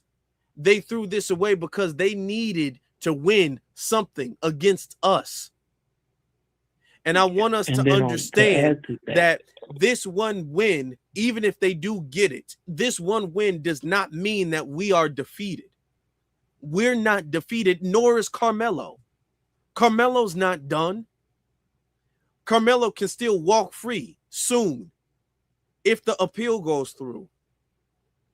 This might be the case, to be honest. I want you to think about it this way. Let's say they make this sacrifice and they say, okay, well, you know what? You provoke somebody. Think about it like this. You provoke somebody, so therefore we can't deem that self-defense because you were out there provoking somebody. Okay, fine. If that's the precedent y'all want to set, how does that work in favor of him? How does that work in favor of Chud the Builder? Now, they're saying that Chud the Builder defended himself, but you guys have already set the precedent that you can't provoke nobody and defend yourself. And what they're going to attempt to do is they're going to try to reverse and shift the rules of self-defense when it comes down to Chud the Builder's trial. And what they don't understand, or maybe they do, but you shifting the rules and you changing and you bending the rules and the laws, what you are doing is you're destroying your system from the inside. Systems fall and they get they fall, they fall. They have their day, they end, they're doomed. Not because of an outside force, more because of an inside force. The fall of this system of white supremacy is not going to come from the outside, it's going to come from the inside. And this case is going to speed that up.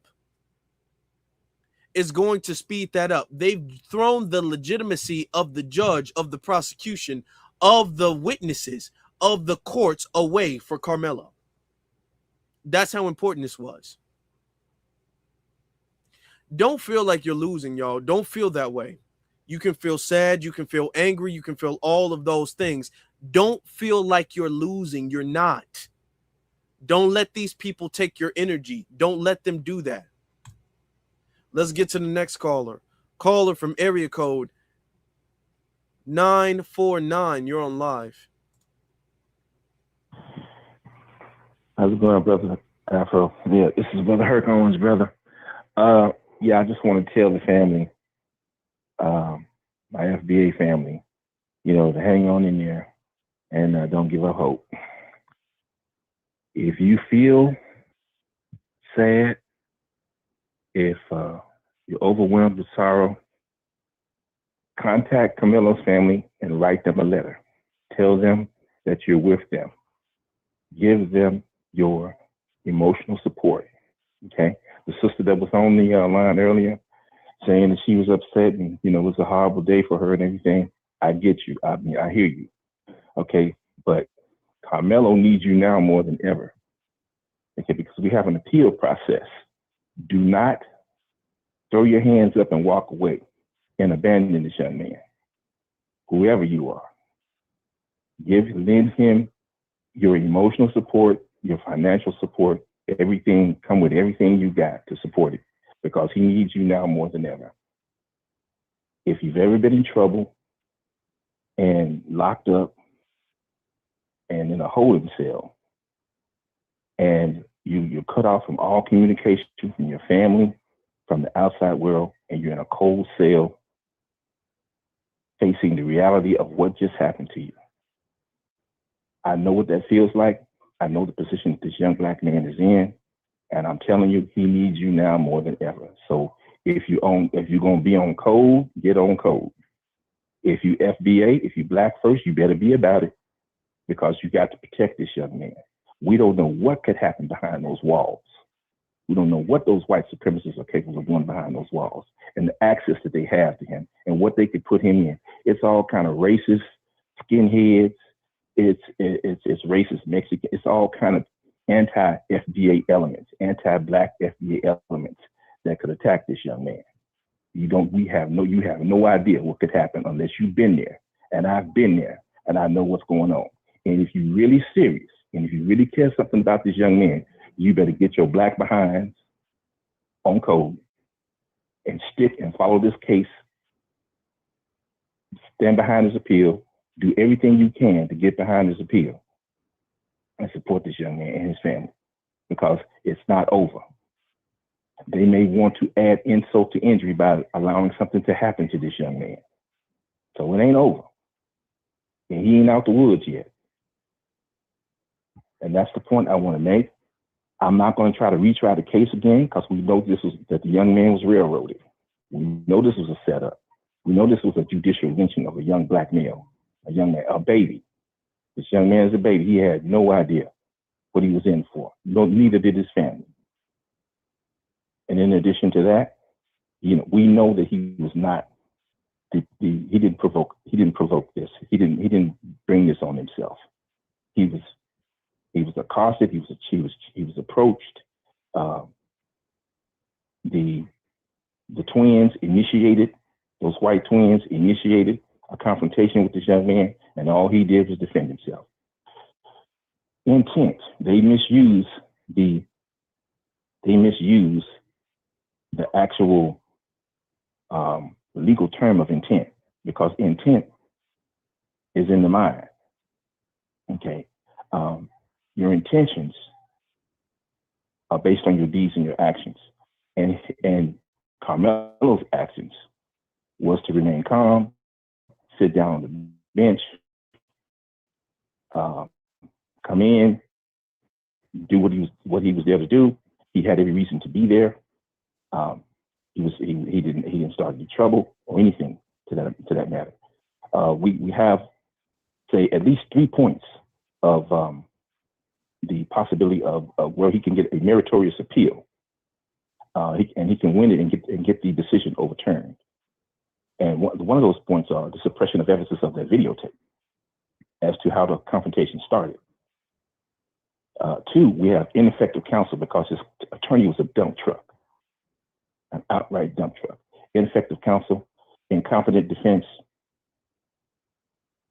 and the suppression of evidence. So, FBA family, keep your head up. Continue to watch this case.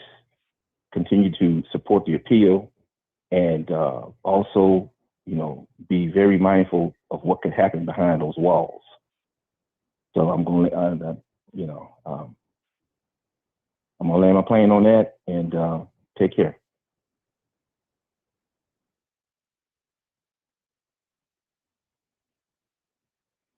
Thank you for that. Everything you said is absolutely correct. I want us to think about this as well too, and I'm gonna get to the next caller. I appreciate you. I want us to think about this as well too.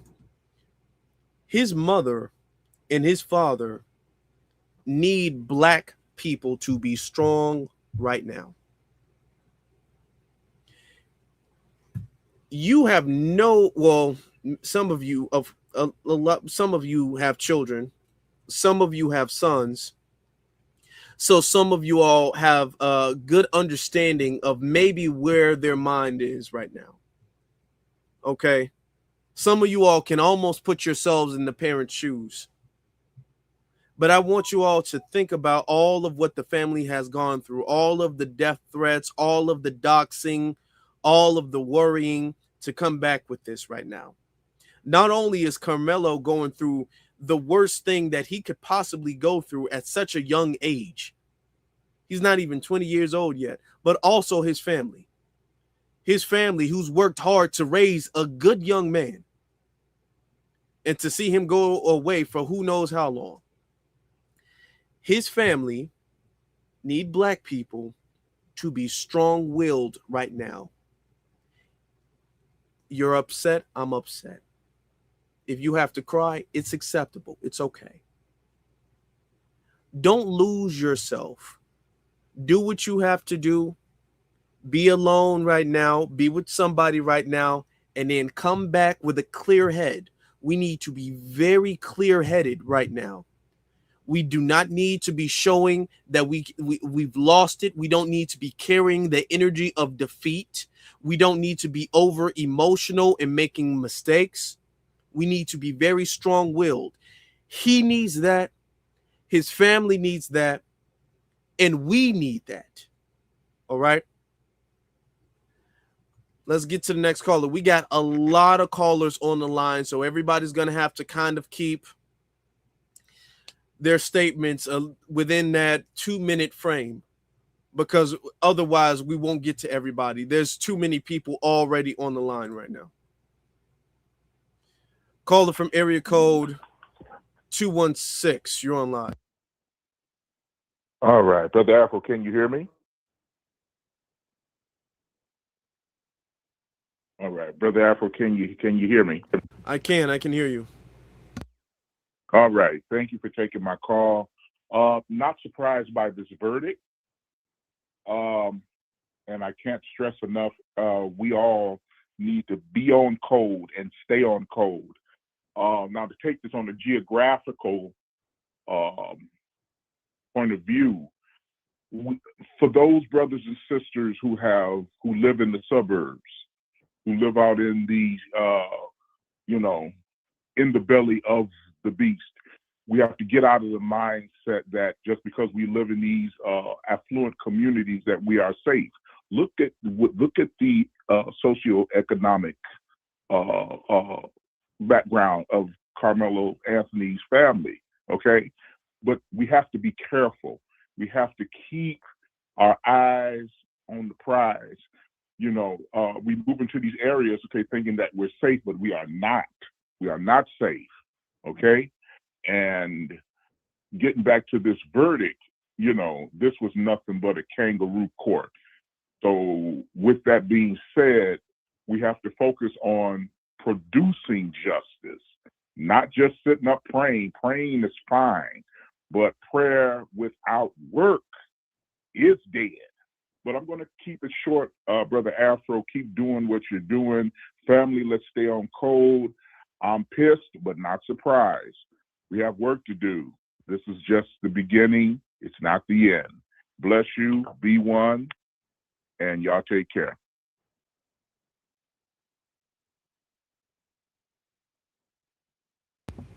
Thank you for your call, brother. I appreciate that. Thank you. That's very true. Let's get to the next caller. Caller from area code, come on now, 414. You're on live. Hey, how you brothers doing? I'm just going to say this. I'm devastated for Karmelo, and I think that he definitely got railroaded with the court system in a small way. But I think that there's a bigger picture here. and I got kicked out of your chat for saying what I'm going to say right now. And I don't want to piss anybody off. You guys got to hear me out when I say this. I think that the only reason that they found Karmelo guilty is because it happened on school grounds. American school system is crazy. And I think that he's going to win his appeal, but for them in such a high profile case to allow self-defense on school grounds will be devastating to other kids, because it will give kids the right to think that they can kill their bullies at school. Those Metcalf boys, they definitely were bullying him. They were surrounding him to jump. But in school, in high schools, every day, this situation happens every day where kids is getting bullied, getting picked on. And if they would have allowed self-defense in this case, the kids would have thought they would have had the right to kill their school bullies over being bullied. So that's really all I'm saying. I know we upset, and I feel sorry for Melo. Go ahead, bro. Go ahead. Let me ask you this question then. Same thing, same situation. I'm asking you, do you think if it was Karmelo and his brother who went up against Austin, if every situation is the exact same and you swap the races, and it was a white dude who was 5'8", 130 pounds versus a 6'2" black dude, two 6'2" black dudes who weigh 200 plus pounds, grabbing a small little white boy, trying to throw him out the tent, and he stabs him, do you think they would have reacted the same way? Do you think they would have charged that small little white dude with murder? Do you think so? I'm gonna say this. I'm gonna say they would have found him not guilty. I'm not even gonna pretend that there's no racial aspect here. But I will say this: all of the witnesses that they did have come, if those black boys was picking on the white guy, right?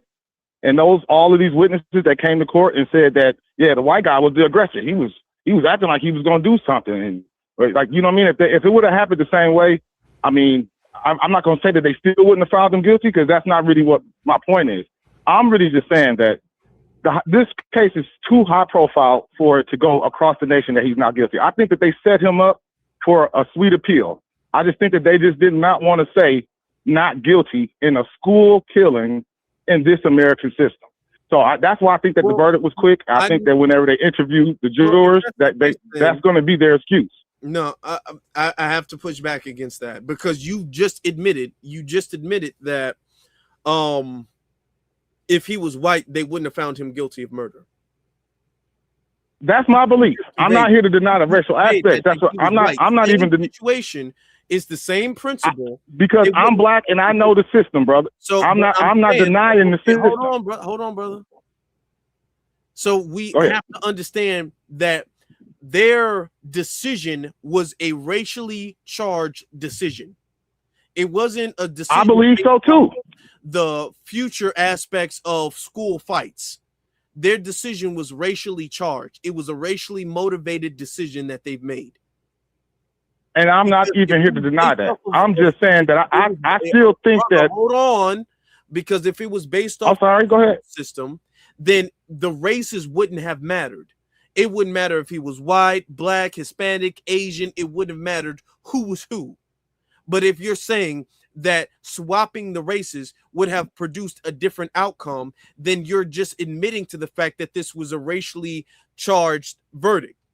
I never denied that. So if that's the case, I never denied that at the same time. But what I'm still saying, race and not about the principle of the school system, because with that same logic, Daniel Penny strangling Jordan Neely on the subway, that with him being found not guilty, that lets other people know that you can just randomly strangle people on public transportation.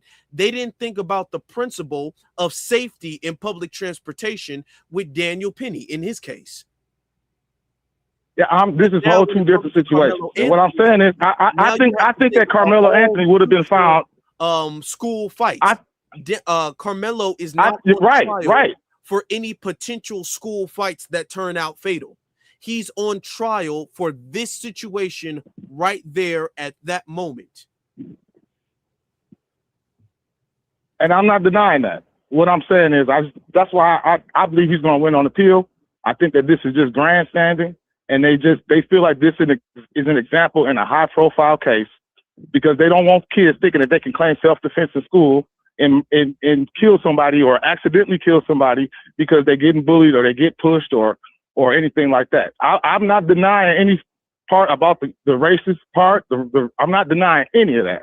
All I'm saying is that if they would allow this would have impacted they people that's going to school doing these murders. It would allow more of them to go to school and murder their bullies. So I just think that this was they had to do this in a certain way.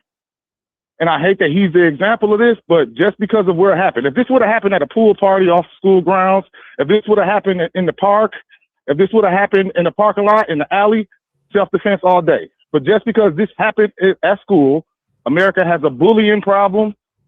They had to do this just because I think it would have inspired more kids thinking that they could do the same thing. And that's all I'm saying. I cannot let. Go ahead, brother. Go ahead. I'm hearing you out. You keep making it seem like this is a bullying problem, and the judge and the jury are thinking about future bullying situations, which they're not supposed to. You're not supposed to account for future scenarios when you're judging a current scenario.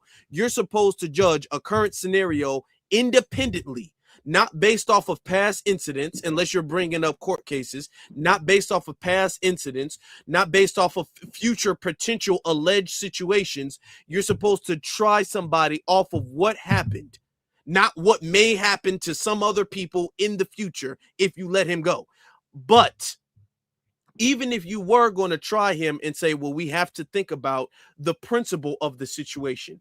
The principle of the situation shouldn't depend on the race of the person. If the victim was white and he was getting his hands put on him and it wouldn't have been found guilty of murder, then it's not about bullying. It's not about the school grounds. It's about his race. If his race, as you just admitted, if his race played a determining factor in this case, then it's not about, well, we got to protect the integrity of the school system. They threw away the integrity of the court system to protect the integrity of school bullying. That doesn't make sense. I believe it's because it'd be so many kids claiming self-defense over these same type of situations. Because bullying is an American problem. That's really all I'm really saying. It would have been more kids taking this type of risk over a push, over a punch, over a slap. This happens every day in high school. So that's all I'm really saying. Like, I think that they know that he's really not guilty the way that they made it, and he's going to win on appeal. But just because I hope he does, this case is so high profile. I hope he does win on appeal. I disagree. Because what you're doing is you're rationalizing their decision and making it seem like this is a preventative measure to prevent other fatal school incidents. Even though you're saying, I'm saying that that's going to be the excuse of the jury. Said that they wouldn't have done that if he was white. If he was white, I mean, why you grilling me on if it's white or not? I'm saying I'm not ignorant enough to ignore the racial situation here. I'm agreeing with you that there is racial aspects, and it's all about race. If that is the case, what you are doing is not helpful, because what you are doing is you're now justifying and legitimizing the jury's decision. That's what you're doing, really. How many? Whether you know you're doing. How many children? How many kids have? How many kids have been? Brother, whether you know what you're doing that or not, you are legitimizing a racial judicial lynching. That's what you're doing, and you know you're doing it because you know if the races were reversed, it wouldn't have been that outcome. Like I said, I'm not doing anything because I think it's bogus, but I do understand why the jury may have felt this way. That's all I'm really trying to say. Regardless of the racial aspect, that's there. I think that's obvious, and I think that's there. But I think that the jury is looking at it as that. Whenever they get interviewed, watch, that's what they're going to tell you. This happened on school grounds. Kids get into fights. Kids push. Kids bully. Kids, and that's going to be their excuse. So that's all I'm really saying. I'm not trying to take away any type of racial aspect of it, because that's obviously there. You are, though. You are. It is what it is. That is what you're doing. I'm not, though. I'm not, man. You just trying to force that. You trying to force that, man. I think what I'm saying makes really perfect sense. I'm not trying to dismiss or excuse white people for anything, because we know that the system is against us regardless. No, you're legitimizing their racialized charge, their racialized verdict, which you agree is racialized. You agree race plays a part in this, but now you're saying, well, I agree, because I know how it is being black, and I know how the system is against us. So that's not even. I'm taking that. When it comes to the integrity of anything else, they didn't make that argument when it comes to the integrity of public school, of public transportation. They didn't make that argument when it comes to the legitimacy of Rick Chow chasing down a 14-year-old. If we allow him to get off, then we're gonna let all store owners feel like they can chase a 14-year-old and gun him down. I think that the situation is different because it happened in the school. We're gonna make all people feel like they can just choke somebody out on public transportation. So you comparing things that didn't happen in schools in their decision making. Now you're saying that there's a factor, a legitimate factor in this decision. You are legitimizing their decision. That's what you're doing. Maybe you don't understand that you're doing that, but that is what you're doing. I mean, like I said, before you cuss me out, I just wanted to say that I think that is an aspect to that. And I think that they know that. And I think his defense didn't defend him well. I'm not cussing you out. That is what you're doing. No, I know, bro. I knew I was gonna get some pushback because I understand. I got kicked out of the chat just for saying that. The only reason why I feel like he got found guilty is because it happened in the school. If this would have happened anywhere else, and those two boys was ganging up on him to fight him in the park, at a house party, somewhere where it wasn't connected to school bullying, I think that they would have found him guilty. But like I said, I think that how America is. School shooters inspire school shooters. If they could have thought that they could, if kids can think that they can get away with this, it would make more of that type of stuff happen. So that's all I'm saying. I'm not trying to shoot white people bail or any shit like that, because I'm not doing that. But when I think about this, self-defense in school over bullying and pushes and like that, if we allowing that, it could go wild. It can get wild out here in schools. So that's all I'm really saying. Let me ask you a question. I want to ask you this question. If Austin Metcalf approached a female as a big, strong male, if he approached a female and he put his hands on her and she pulled out a knife and stabbed him, do you think they would have found her guilty? I mean, maybe in the school. Is what I'm saying. In the school, stuff like that happens every day in school. I didn't hear you. Big giant football players running up on girls. I said this stuff like that happens every day in schools. You see big football players slapping girls online. Stuff like this happens every day in schools, is what I'm saying. Like, I understand what you mean, brother. I'm not denying what you're saying. But stuff like this happens every day in school. No, I'm asking. Now, I'm asking. Hold on. I'm asking. Listen. In a school, sir. If he came up and he put his hands on on a woman, if a black football player, a big ass 6'2", 200-something pound black football player, put his hands on a small ass little blonde hair, blue-eyed white girl, and she was telling him to leave her alone, and he didn't do that, he wound up he got stabbed, do you think they would have found her guilty of murder, yes or no? Not my point. That don't have nothing to do with what it is. I think that they maybe would have found her guilty. They would have asked her, why does she have a knife? They would have asked her what she was doing. If everybody in the school said, yeah, she was talking shit. No, it is your point. No, it is your point, because you are arguing about school bullying and how important it is to set the precedent that you can never use that type of force in a situation of school bullying. Now that I've switched the things around, it's still considered school. No matter how it go, in school bullying, no, you can't kill in school over bullying. It's considered. I don't think nobody should be getting killed in school over bullying. If that's the case, we'll be all dead. That's not your point. Man, how many fights you had in school? Should you have died for fighting in high school? I don't think kids should die for having high school fights, regardless of if they white or black. I don't think that we should be thinking that kids can claim self-defense because somebody is bullying them in school, or stab somebody because somebody's threatening them or pushing them. Hold on. Let me say this. If Karmelo punched him and he fell down the stairs and broke his neck, should he have gone to jail for murder? Yes or no? Because it was an accident. It's not as if. No. Stop. No. I don't think he should be in jail for murder now. Wait, stop. Let me finish. The way you're making it seem as if Karmelo did this out of some type of revenge or animosity or anything. Oh, I didn't know. I'm not. See, that's what I'm saying, bro. That's you putting words in my mouth now. I never said he did this out of any animosity or anything like that. This was not. That's not what I said at all, bro. I didn't say. I never said that, man. Never bullied me again. If he would have pushed him and he would have fell down the bleachers and broke his neck, would he have? Do you still feel that he should be guilty of murder? Yes or no? No, because he didn't stab him. He pushed him back, or he pushed him. No. Like I said, man, these situations happen every day, especially in our schools, especially in black schools.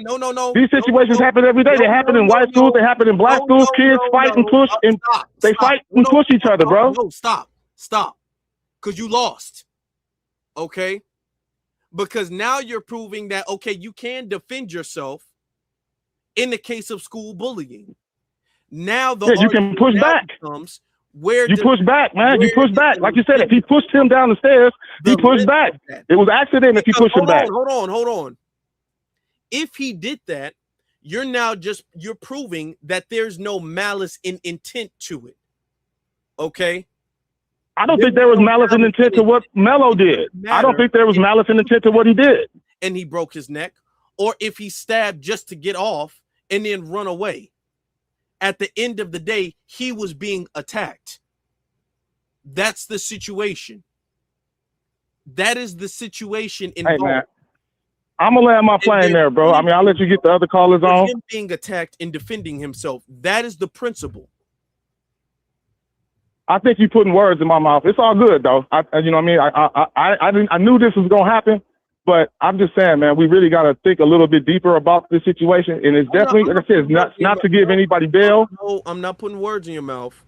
I'm not putting words in your mouth. Yes, you did. You said, yes, you did. You tried to say it. Because you're trying to make it seem. No, you put words in my mouth, bro. No, I'm not. I'm not putting words in your. I'm not saying you say it. You did. You put words in my mouth. No, I'm not. No, I'm not. I did not put any words in your mouth. What I'm saying is that your logic is one-sided and corrupt by nature, because you're saying they have to try him because they don't want this precedent to be set for schools to go out there and kill your school bully. I made the argument with him pushing him and him breaking his neck that you're saying, oh, that wouldn't have counted because that would be an accident. Wait, if who pushed him? If Karmelo pushed him? Hold on. Are you asking me if Karmelo pushed him? Hold on. The stabbing was also an accident. He did not mean to kill him with the stab. He did not mean that. He has shown. I agree. He instantly showed he was remorseful for that. He did not know he stabbed him one time. He didn't go at him and go at him and go at him and go at him and go at him. I agree. He showed. I never said he did. With that one situation that it was a split-second reaction to being attacked. And unfortunately, Austin lost his life because of that. Freak accidents happen when you start fights with people. That's what it is. So if you're going to say that he should be arrested for murder for the stab, then with that, I'm not saying that he should be. Have to be arrested. I'm not even saying that he should have been. I don't think that the charges are justified at all. Anybody who puts their hands on another person to defend themselves in any situation should be arrested for murder with that logic, because you got to be consistent with it. You have to be consistent. if 1 plus 1 equals 2, then 1 minus 1 or then 2 minus 1 equals 1. Okay? It all has to add up.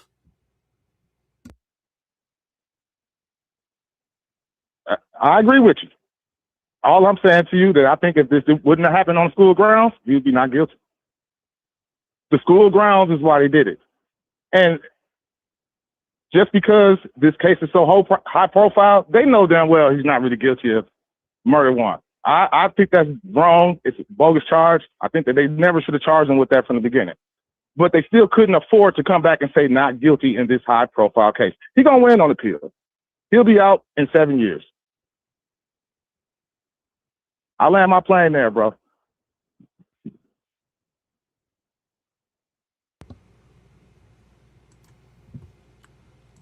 Yo,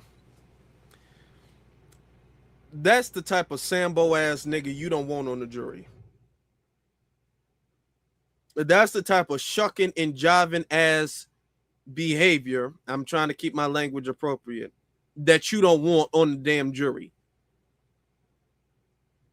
That's what you don't want. See, that's what black empowerment needs to filter out. Because he would be on the jury with his eyes bucking. A whole bunch of butterbickers. Well, I mean, he wasn't guilty, but what? He was charged with murder in the first degree. Yeah, but you got to understand there might be another situation in the future where they feel like it's okay to defend yourself, and we don't want that going on. So with that case, you're also setting the precedent that bullies just get to go around and they should be able to, if you're larger than somebody, beat that person up in school with that argument, with that logic. With that logic, you should be able to go around putting your hands on people, throwing them around, telling people what to do. And if you're larger than somebody else in school, you have authority over them. With that logic. With that logic. With that, you would be encouraging bullying. America has a bully problem. Get the man.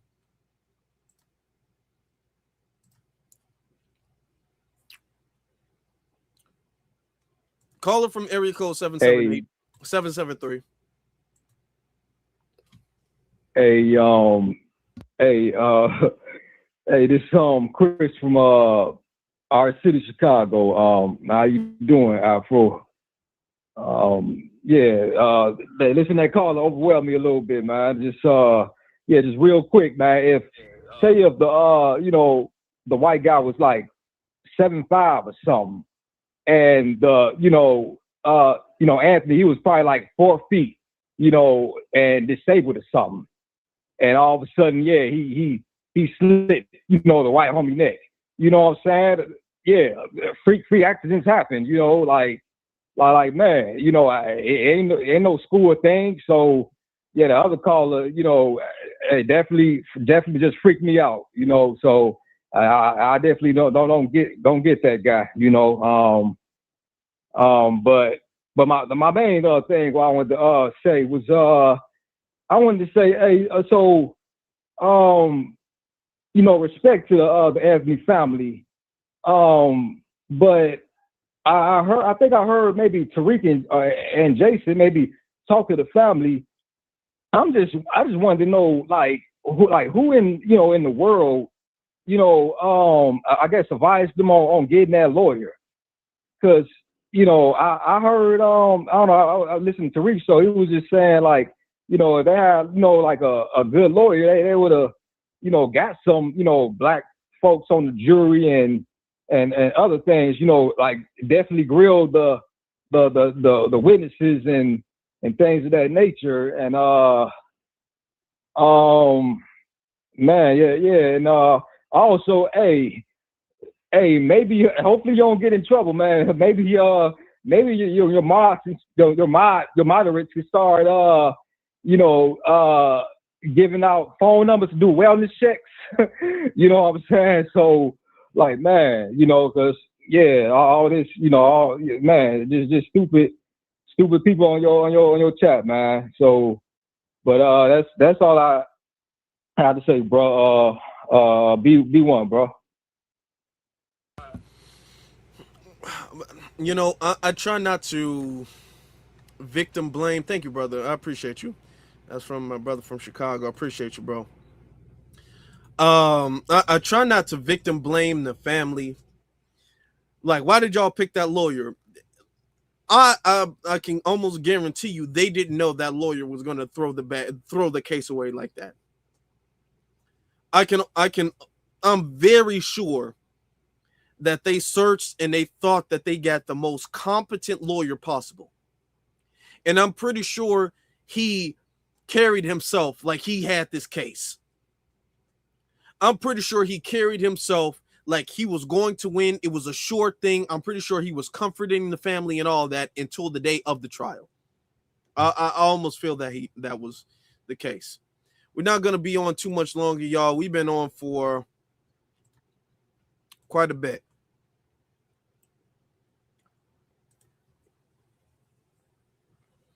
Caller from area code 7708. So greetings, Afro. This is CRU Reality. I thought you was going in the stream before I got the call in. So this case hits me real close because I had the same charges back in 2021, same all white jury and everything, but I was in North Dakota. Like he should be able to defend himself. The jury, I think the jury instructions were wrong. I think the judge was colluding. You know, how did the dad have a picture with the judge, like before the trial even? So like it's too much of it's nonsense.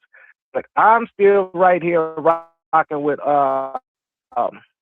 Melo, and I'm supporting him. And I think, like y'all said, they overplayed their hand, and it's gonna bring their downfall in the end. They just overplayed their hand. But that's all I got to say, bro. They did, and the thing is that they might not win, and there's a high chance that they played too much. One of the callers said that if he got manslaughter, that might have stuck, but for him to be charged this severely, that might fall because all you have to do to appeal is to show that there was flaws in the case, okay, and that the conviction was too much. Now the thing is that y'all got a lot. There's so many different avenues that can take that appeal. If you're gonna ask me personally, they need to get a new lawyer for the appeal. I don't know what type of deal or contract or anything like that they made. The jury is over, the trial is over. I mean, they need to get a brand new competent ass lawyer for the appeal. This lawyer, whoever he was, he has shown he is inept, he is incompetent, he is too slow for the appeal. If it was me, I would not trust him with my appeal personally. If I was a member of that family, I would say y'all need to scrap him and get somebody brand new. Get somebody else. They need somebody different for that appeal. If you ask me, I beat my case. With a public defender, 2 public defenders. I think that's what they need to do in these type of cases, not the paid lawyers. Because I know in North Dakota they make regular lawyers take crime cases, for free. Like you got to rotate as a public defender. So you're not just you know how it is here in Chicago. You got that public defender. They got 50 cases in one day, and they're not effective. But if you rotate the regular lawyers as public defenders, you get more effective counsel.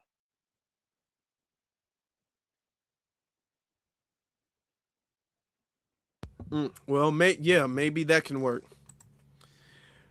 But I'm done, Afro. I just wanted to call in. Thanks for taking my call. They need to get somebody better than that. Now, hopefully, I don't think the appeal will be as difficult. So that's a positive. That the appeal won't be as difficult. There won't be as much tension. Because you have to understand this was a very tense situation. So the judge knows that, hey, if I let this kid get off, the prosecution knows if I don't convict this kid, everybody's going to look at me. everybody's going to look at the trial, maybe half, but honestly less than that. Maybe a third of the people look at the appeal. An appeal is never as televised as the actual trial is. So there's going to be less pressure for the judge to go along with the system, or the judges to go along with the racial system. So that's a good thing as well too. And the last thing though, I think Karmelo's gonna be protected, because you know how black folks is. He's gonna be protected. First, he's probably gonna be in protective custody anyway, because the notoriety of the case. But black folks is gonna protect him in jail, in prison, whatever, during the appeal, or if it goes bad, whatever. He's gonna be protected, and we got his back. Period. So with that, I say B1. I'm done, Afro. Peace. Thank you, brother. Appreciate you, brother. Thank you. All right. Yeah, we're going to have to wrap things up shortly. I'm going to because, damn, y'all been waiting for a while, too. Okay, we're going to have to be quick, y'all. We are going to have to be quick because there's some people on the line who've been waiting for about an hour. So I want to make sure I get to them, be fair to them. So caller from area code 404. Wait, caller from area, did you call today? 404, did you call? No, and I'm from 757. Can you hear me?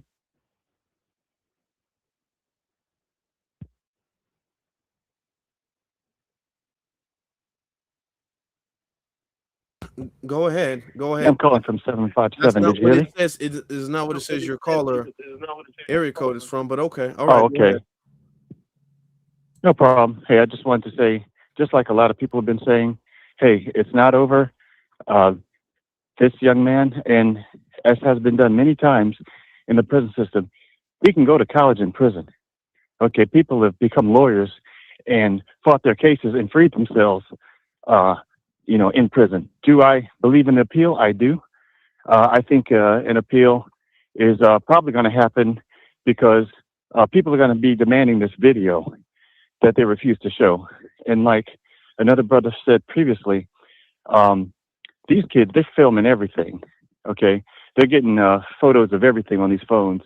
So the fact that they haven't released this video, I think that's going to play a big part in the appeal and getting them out. Hopefully he doesn't have to be in prison for years for this process to go through. But that's just something I wanted to bring up. The other thing is, unfortunately, these things comedy comes in threes. The third thing may be Chud getting off for shooting this, this U.S. Army combat vet with PTSD, allegedly, and I'm air quoting here, for freedom. And I as a veteran, am going to be monitoring that case as well, like I've been monitoring the Karmelo case. And I think it's like you said, not only are they playing their hand, and I love the allegory you made about them crashing their ship into our ship. I mean, they literally, are rejoicing that they have to sacrifice this young boy, Austin Metcalf, to take out the life of Karmelo Anthony. That's how desperate they are.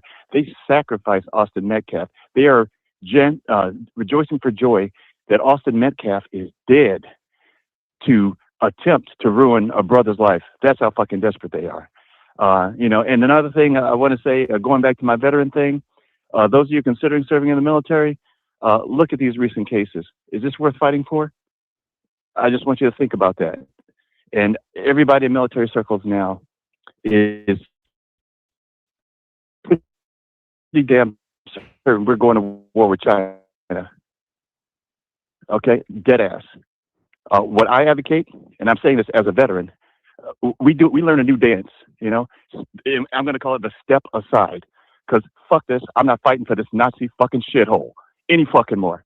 And I know I probably said enough I don't want to get you banned, but that's how I'm feeling right now. I'm sick of it. And what you got any, I got nothing else to say. Thank you, brother.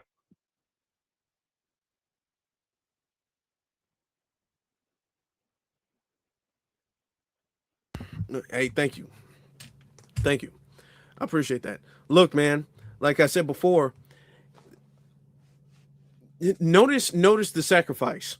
And right now they're gloating, even though they know that their ship is sunk. Their ship is sunk. And they're gloating about it. They're going to be trolling. Don't let them troll, because they're trying to do that because they want the mission to be accomplished. The mission is only going to be accomplished if they can make us feel the way they want us to feel. This is bigger than Karmelo, and this is bigger than Austin. This is about how Black people think. This is about how we move. This is about resetting in their minds the scales of power. And they feel like this court, as big as it, or this case, as big as it is going to rescale everything back to what it was, reset everything back to what it was. It is our responsibility to let them know we're not going back. After a huge victory in war, if you guys have read about war, if you guys have read documentaries or seen documentaries, read about war, in war, typically what happens is when one major battle is fought and the other team wins, they automatically feel like, okay, this battle is sufficient enough for me to now make an appeal to them to surrender. Okay. Now, after a certain battle, because they don't want to keep fighting all the battles until there's no opponent left. Eventually in war, you want to fight enough battles until the opponent feels defeated enough to surrender. That is how wars are won almost all of the time. Almost all of the time, they're won that way. They're won by defeating you just enough for them to feel like, okay, there's no fighting left. Most of the time, they don't wipe everybody all the way out.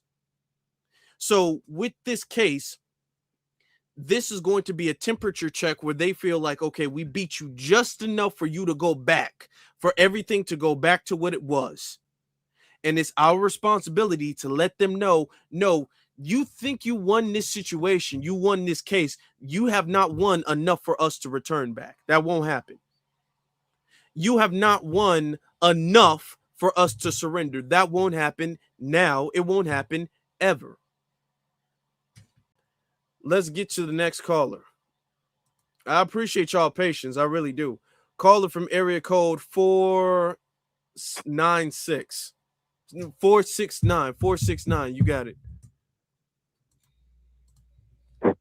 Yeah, I got a few things I want to say.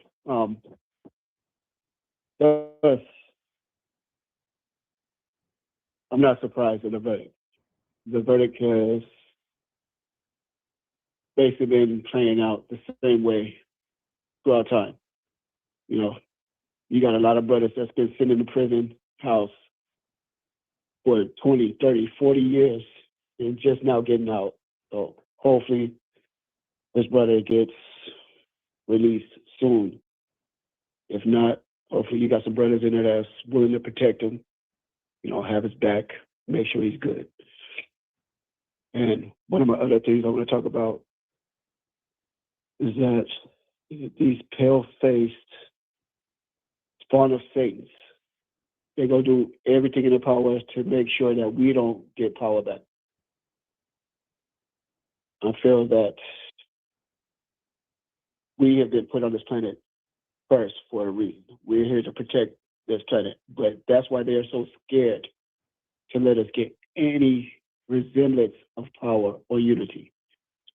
So a lot of brothers and sisters need to go read that Willie Lynch book, Willie Lynch letters, because we can't afford to fall apart, especially during times like this. When it seems like we might be gaining strength or gaining footage, they find some way to to put us down.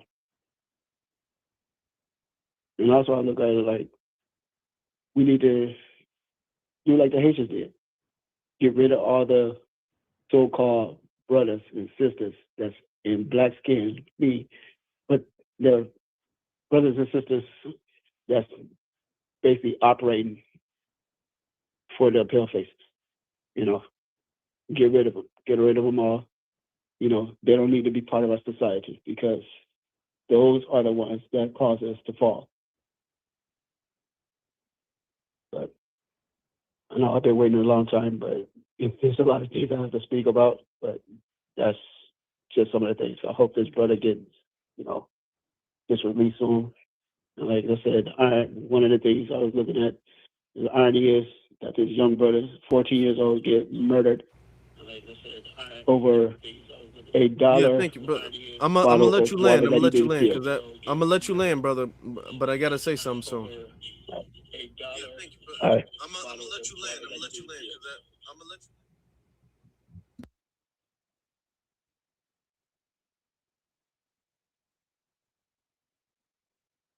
All right, but that's,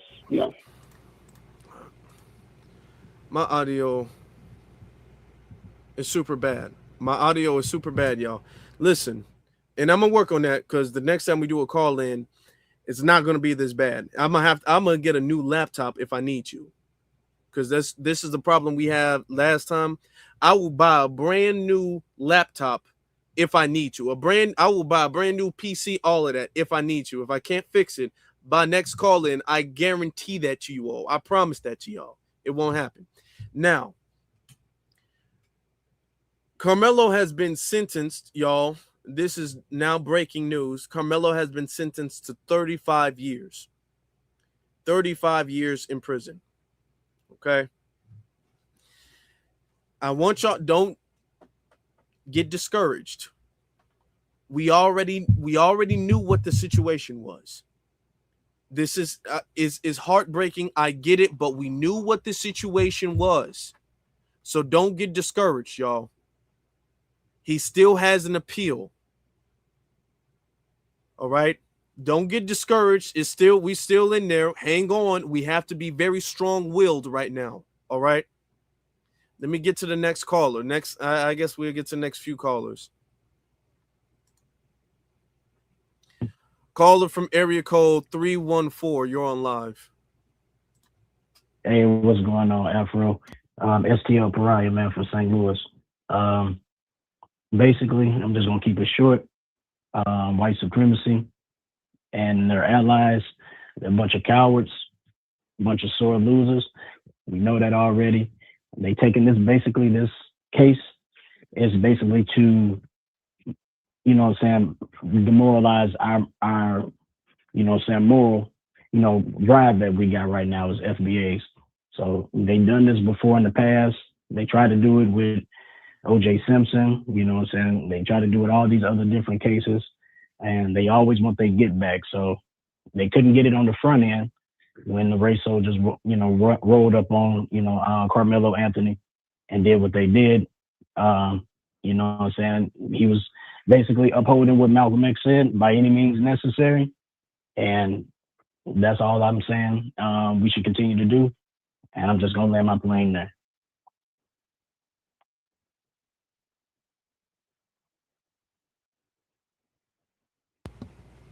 Thank you, brother. Yo, let's keep our heads up. Let's keep our heads up. Thank you. Appreciate that. I'm gonna wrap it up shortly. Let's get to. I've been wanting to, but y'all keep calling in. We gonna have to do another call in thing soon. Then, caller from area code 317. You're on live. Hi, Afro. How you doing, brother? Can you hear me? Afro? I'm not sure if you can hear me. Yes, I can. Just go hear me? ahead, y'all. Go ahead. Okay. All right. Well, I'm calling from Atlanta. Just want to tell, FBA brothers and sisters, like you said earlier, keep your head up. It's not over. It's a tragic day, and I know it hurts. A lot of us out here hurting right now. But, our moves have to be strategic moving forward. Look out for each other. Don't take anything for granted because, they're not looking for this to be over either. So let's just be smart out here. Love on each other, protect each other. Love what you're doing. Support you 100%, brother. All right.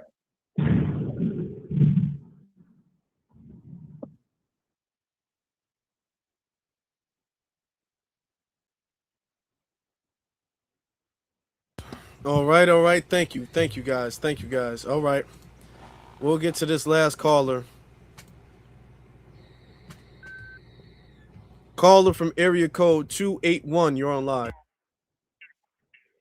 Afro Elite. Afro Elite, that's you? Hello? Oh, damn it. Hello? Caller from area code 281. You're on live. Afro Elite, is that you? Hello? Hello? God. Hello, you can hear me? God damn it.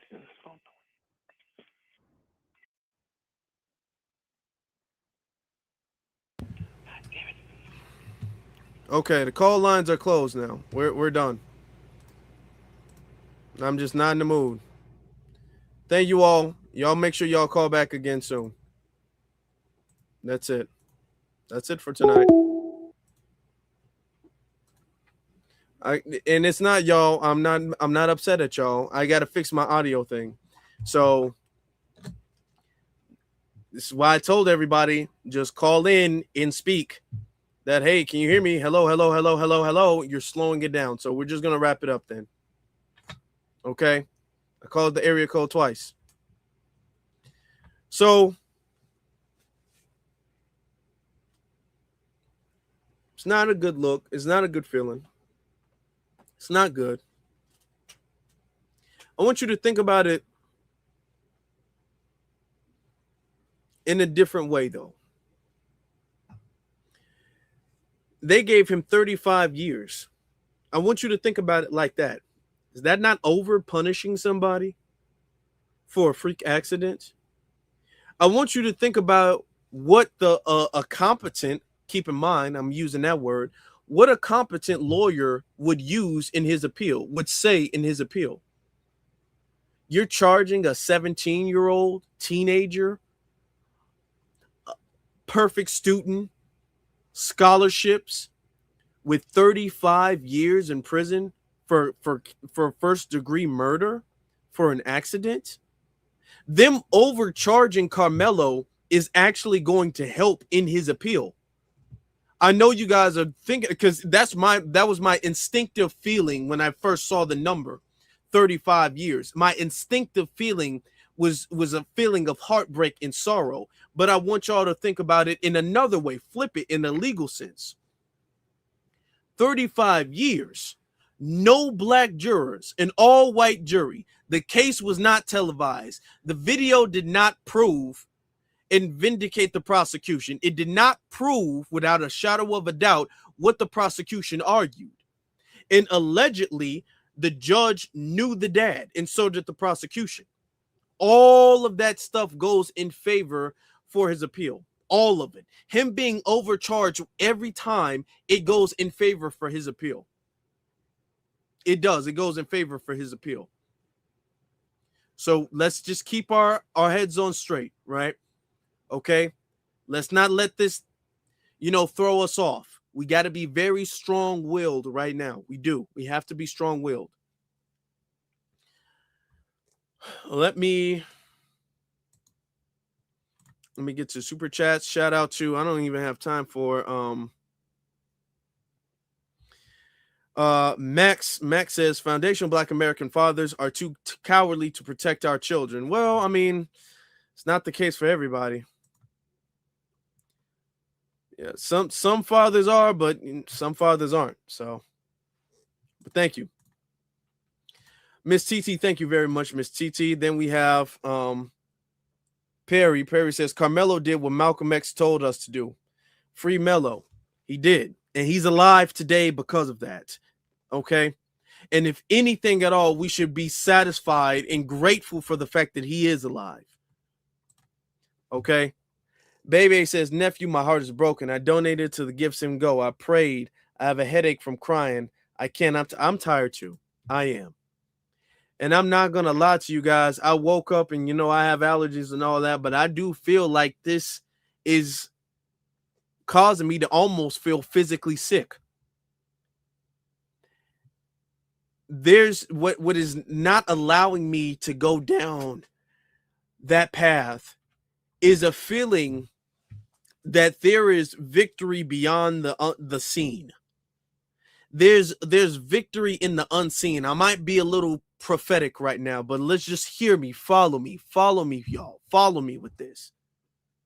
You cannot always see the victory. Sometimes you cannot always see the light at the end of the tunnel. I know they say, well, there's always light at the end of the tunnel, and when you see the light, you're getting closer. Sometimes you don't see the light until the light is right there. Sometimes it doesn't happen that way. Sometimes you just keep going forward and all you see is darkness. You don't see no light. There's not a glimmer of light, and then bam, there's no darkness anymore. And we as foundational Black Americans have done that time and time and time again, where it looks like there's just no winning. There's no winning. And then bam, we won. And it's a victory and a victory and a victory and a victory and a victory. And there's something in my spirit that is telling me that is going to be the reality of this situation. Even if that's not the reality of Karmelo in his trial, that is going to be the future of our community. That's going to be the future of him. That's going to be the future of his family. Don't stop moving because you don't see the light at the end of the tunnel, feeling as if you can't get there. You are closer to victory than you think you are.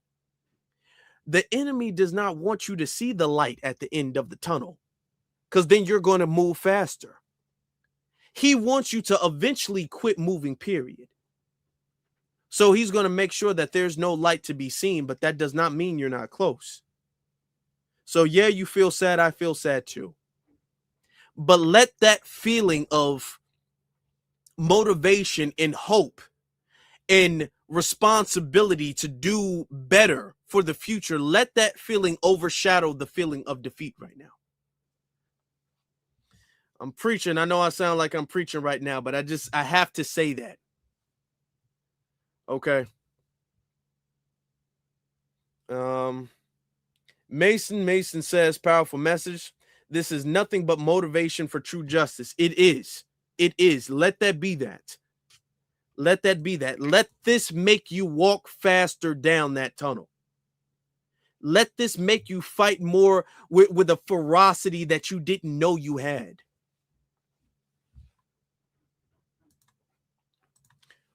Okay. And then baby again says, I'm 52 years old. My mom is 80. We are from Louisiana. We are tired. Immigrant, East Indians, Asians, Africans, and Caribbeans are not FBA allies. We don't have any allies, but we're okay because we all we got. And we all we need. We're all we need. Okay. Descendant of Greatness says the jury was YT, Latinos, and Asians. Yeah, they were. And that goes to show that's another thing, because this goes to further engrave in the minds of our future how we can't trust this people of color, Black and brown minority coalition. And then baby says, facts, we are not our ancestors. It's not over. It's not over. We wouldn't be here without them, and our future generations, our future descendants won't be here without us. And we need to know that, and we need to move with that energy. Okay, the next couple of them says, I'm Louisiana. My grandparents were docile and afraid to look at white people. They address white people as ma'am and sir. I'll be damned if I let YTs and tethers disrespect me. Or look, damned if you let that happen or even put their hands on you. I'm going to say this. As sad as this is, I'm proud that he exercised his God-given right to defend himself. I'm happy for that. Where's Jasmine Crockett and Al Sharpton? Crickets. None of them. None of them saying nothing about the all-white jury. This is going to work in our favor. not for Karmelo, but for the community, which Karmelo is a part of. Because now now we're going to use this and say, when the politicians, when the NAACP, when these organizations that want to encourage us to boycott, that want to encourage us to do this and do this and do this, when we have an all-white jury, and you have a young black teenager who's sentenced 35 years for first-degree murder for defending himself, and y'all don't say anything. This has delegitimized a lot of their systems. And they've taken a bigger loss to the ship that they've crashed into ours than we did. They needed that ship more than we needed our ship. We're sad our ship is sunk. That was their only ship. The ship that sunk today is not our only ship. The ship that sunk for us today, the items can still be recovered from that. They cannot recover from the damage they've caused today. They can't. And I want us to know that. We need an anti-black hate crime law. And this is another piece of evidence for that. Now, family, with that being said, I appreciate y'all for calling. Thank you all very much. I apologize for the technical issues. Okay, you know they be messing with me. But we in here, and we in here deep. We have to be strong-willed for the family. And we have to let them know that we have their back. We have to let them know that. We have to assure each other that. We cannot keep our heads down. We can be sad. We can be angry. But we cannot show defeat to another black person. We cannot. I don't want to see a black man feeling or defeated. I don't want to see a black sister feeling defeated. And I won't let y'all see me feeling that way. I won't let y'all see me feeling that way. I want you guys to understand everybody is looking at y'all. And people are relying on y'all. If y'all have children right now, if y'all have family right now, they're relying on you all right now to be as strong-willed as possible. We are all relying on each other as a chain, as a ecosystem, to be strong-willed, okay, and a shoulder to lean on in this moment. So it's very important that we stand up straight and keep our head up. Let's get to Descendant of Greatness. He says, retrial will be off radar, giving Karmelo a better chance because the spawn of Satan will forgot the case when it's not on. Yeah, that's true. That's true. His appeal is more likely going to be better or more fair at the very least, because less people are going to be paying attention to the appeal, which is why we got to make sure that we do it. We got to keep our heads up. Y'all let me know as just as this happened. Let me know. Leave a comment. Let me know what you feel like we should be doing to support the family in this situation. To support them in this situation. Y'all let me know that in the comment section below. And to help the channel, leave a like. Hit that subscribe, all of that. Because what we do here is Black empowerment. So we're Black first every day, all day. Win or lose. By any means necessary. And I want to thank you all again for watching. Normally, we would not do this impromptu live like this. We normally wouldn't. But today is a special day. Okay? It's a special day because sometimes after a loss, you got to come back to the locker room and regroup. And once you come back, you regroup and you get better. And that's what this live is supposed to be about. So with that being said, family, thank you all. Y'all be safe. Don't let nobody test you. It's your responsibility to make sure you live the next day. You can go to court later. It's your responsibility to make sure you see tomorrow. And just remember that. The same way Karmelo did. Remember that. With that being said, y'all stay blessed.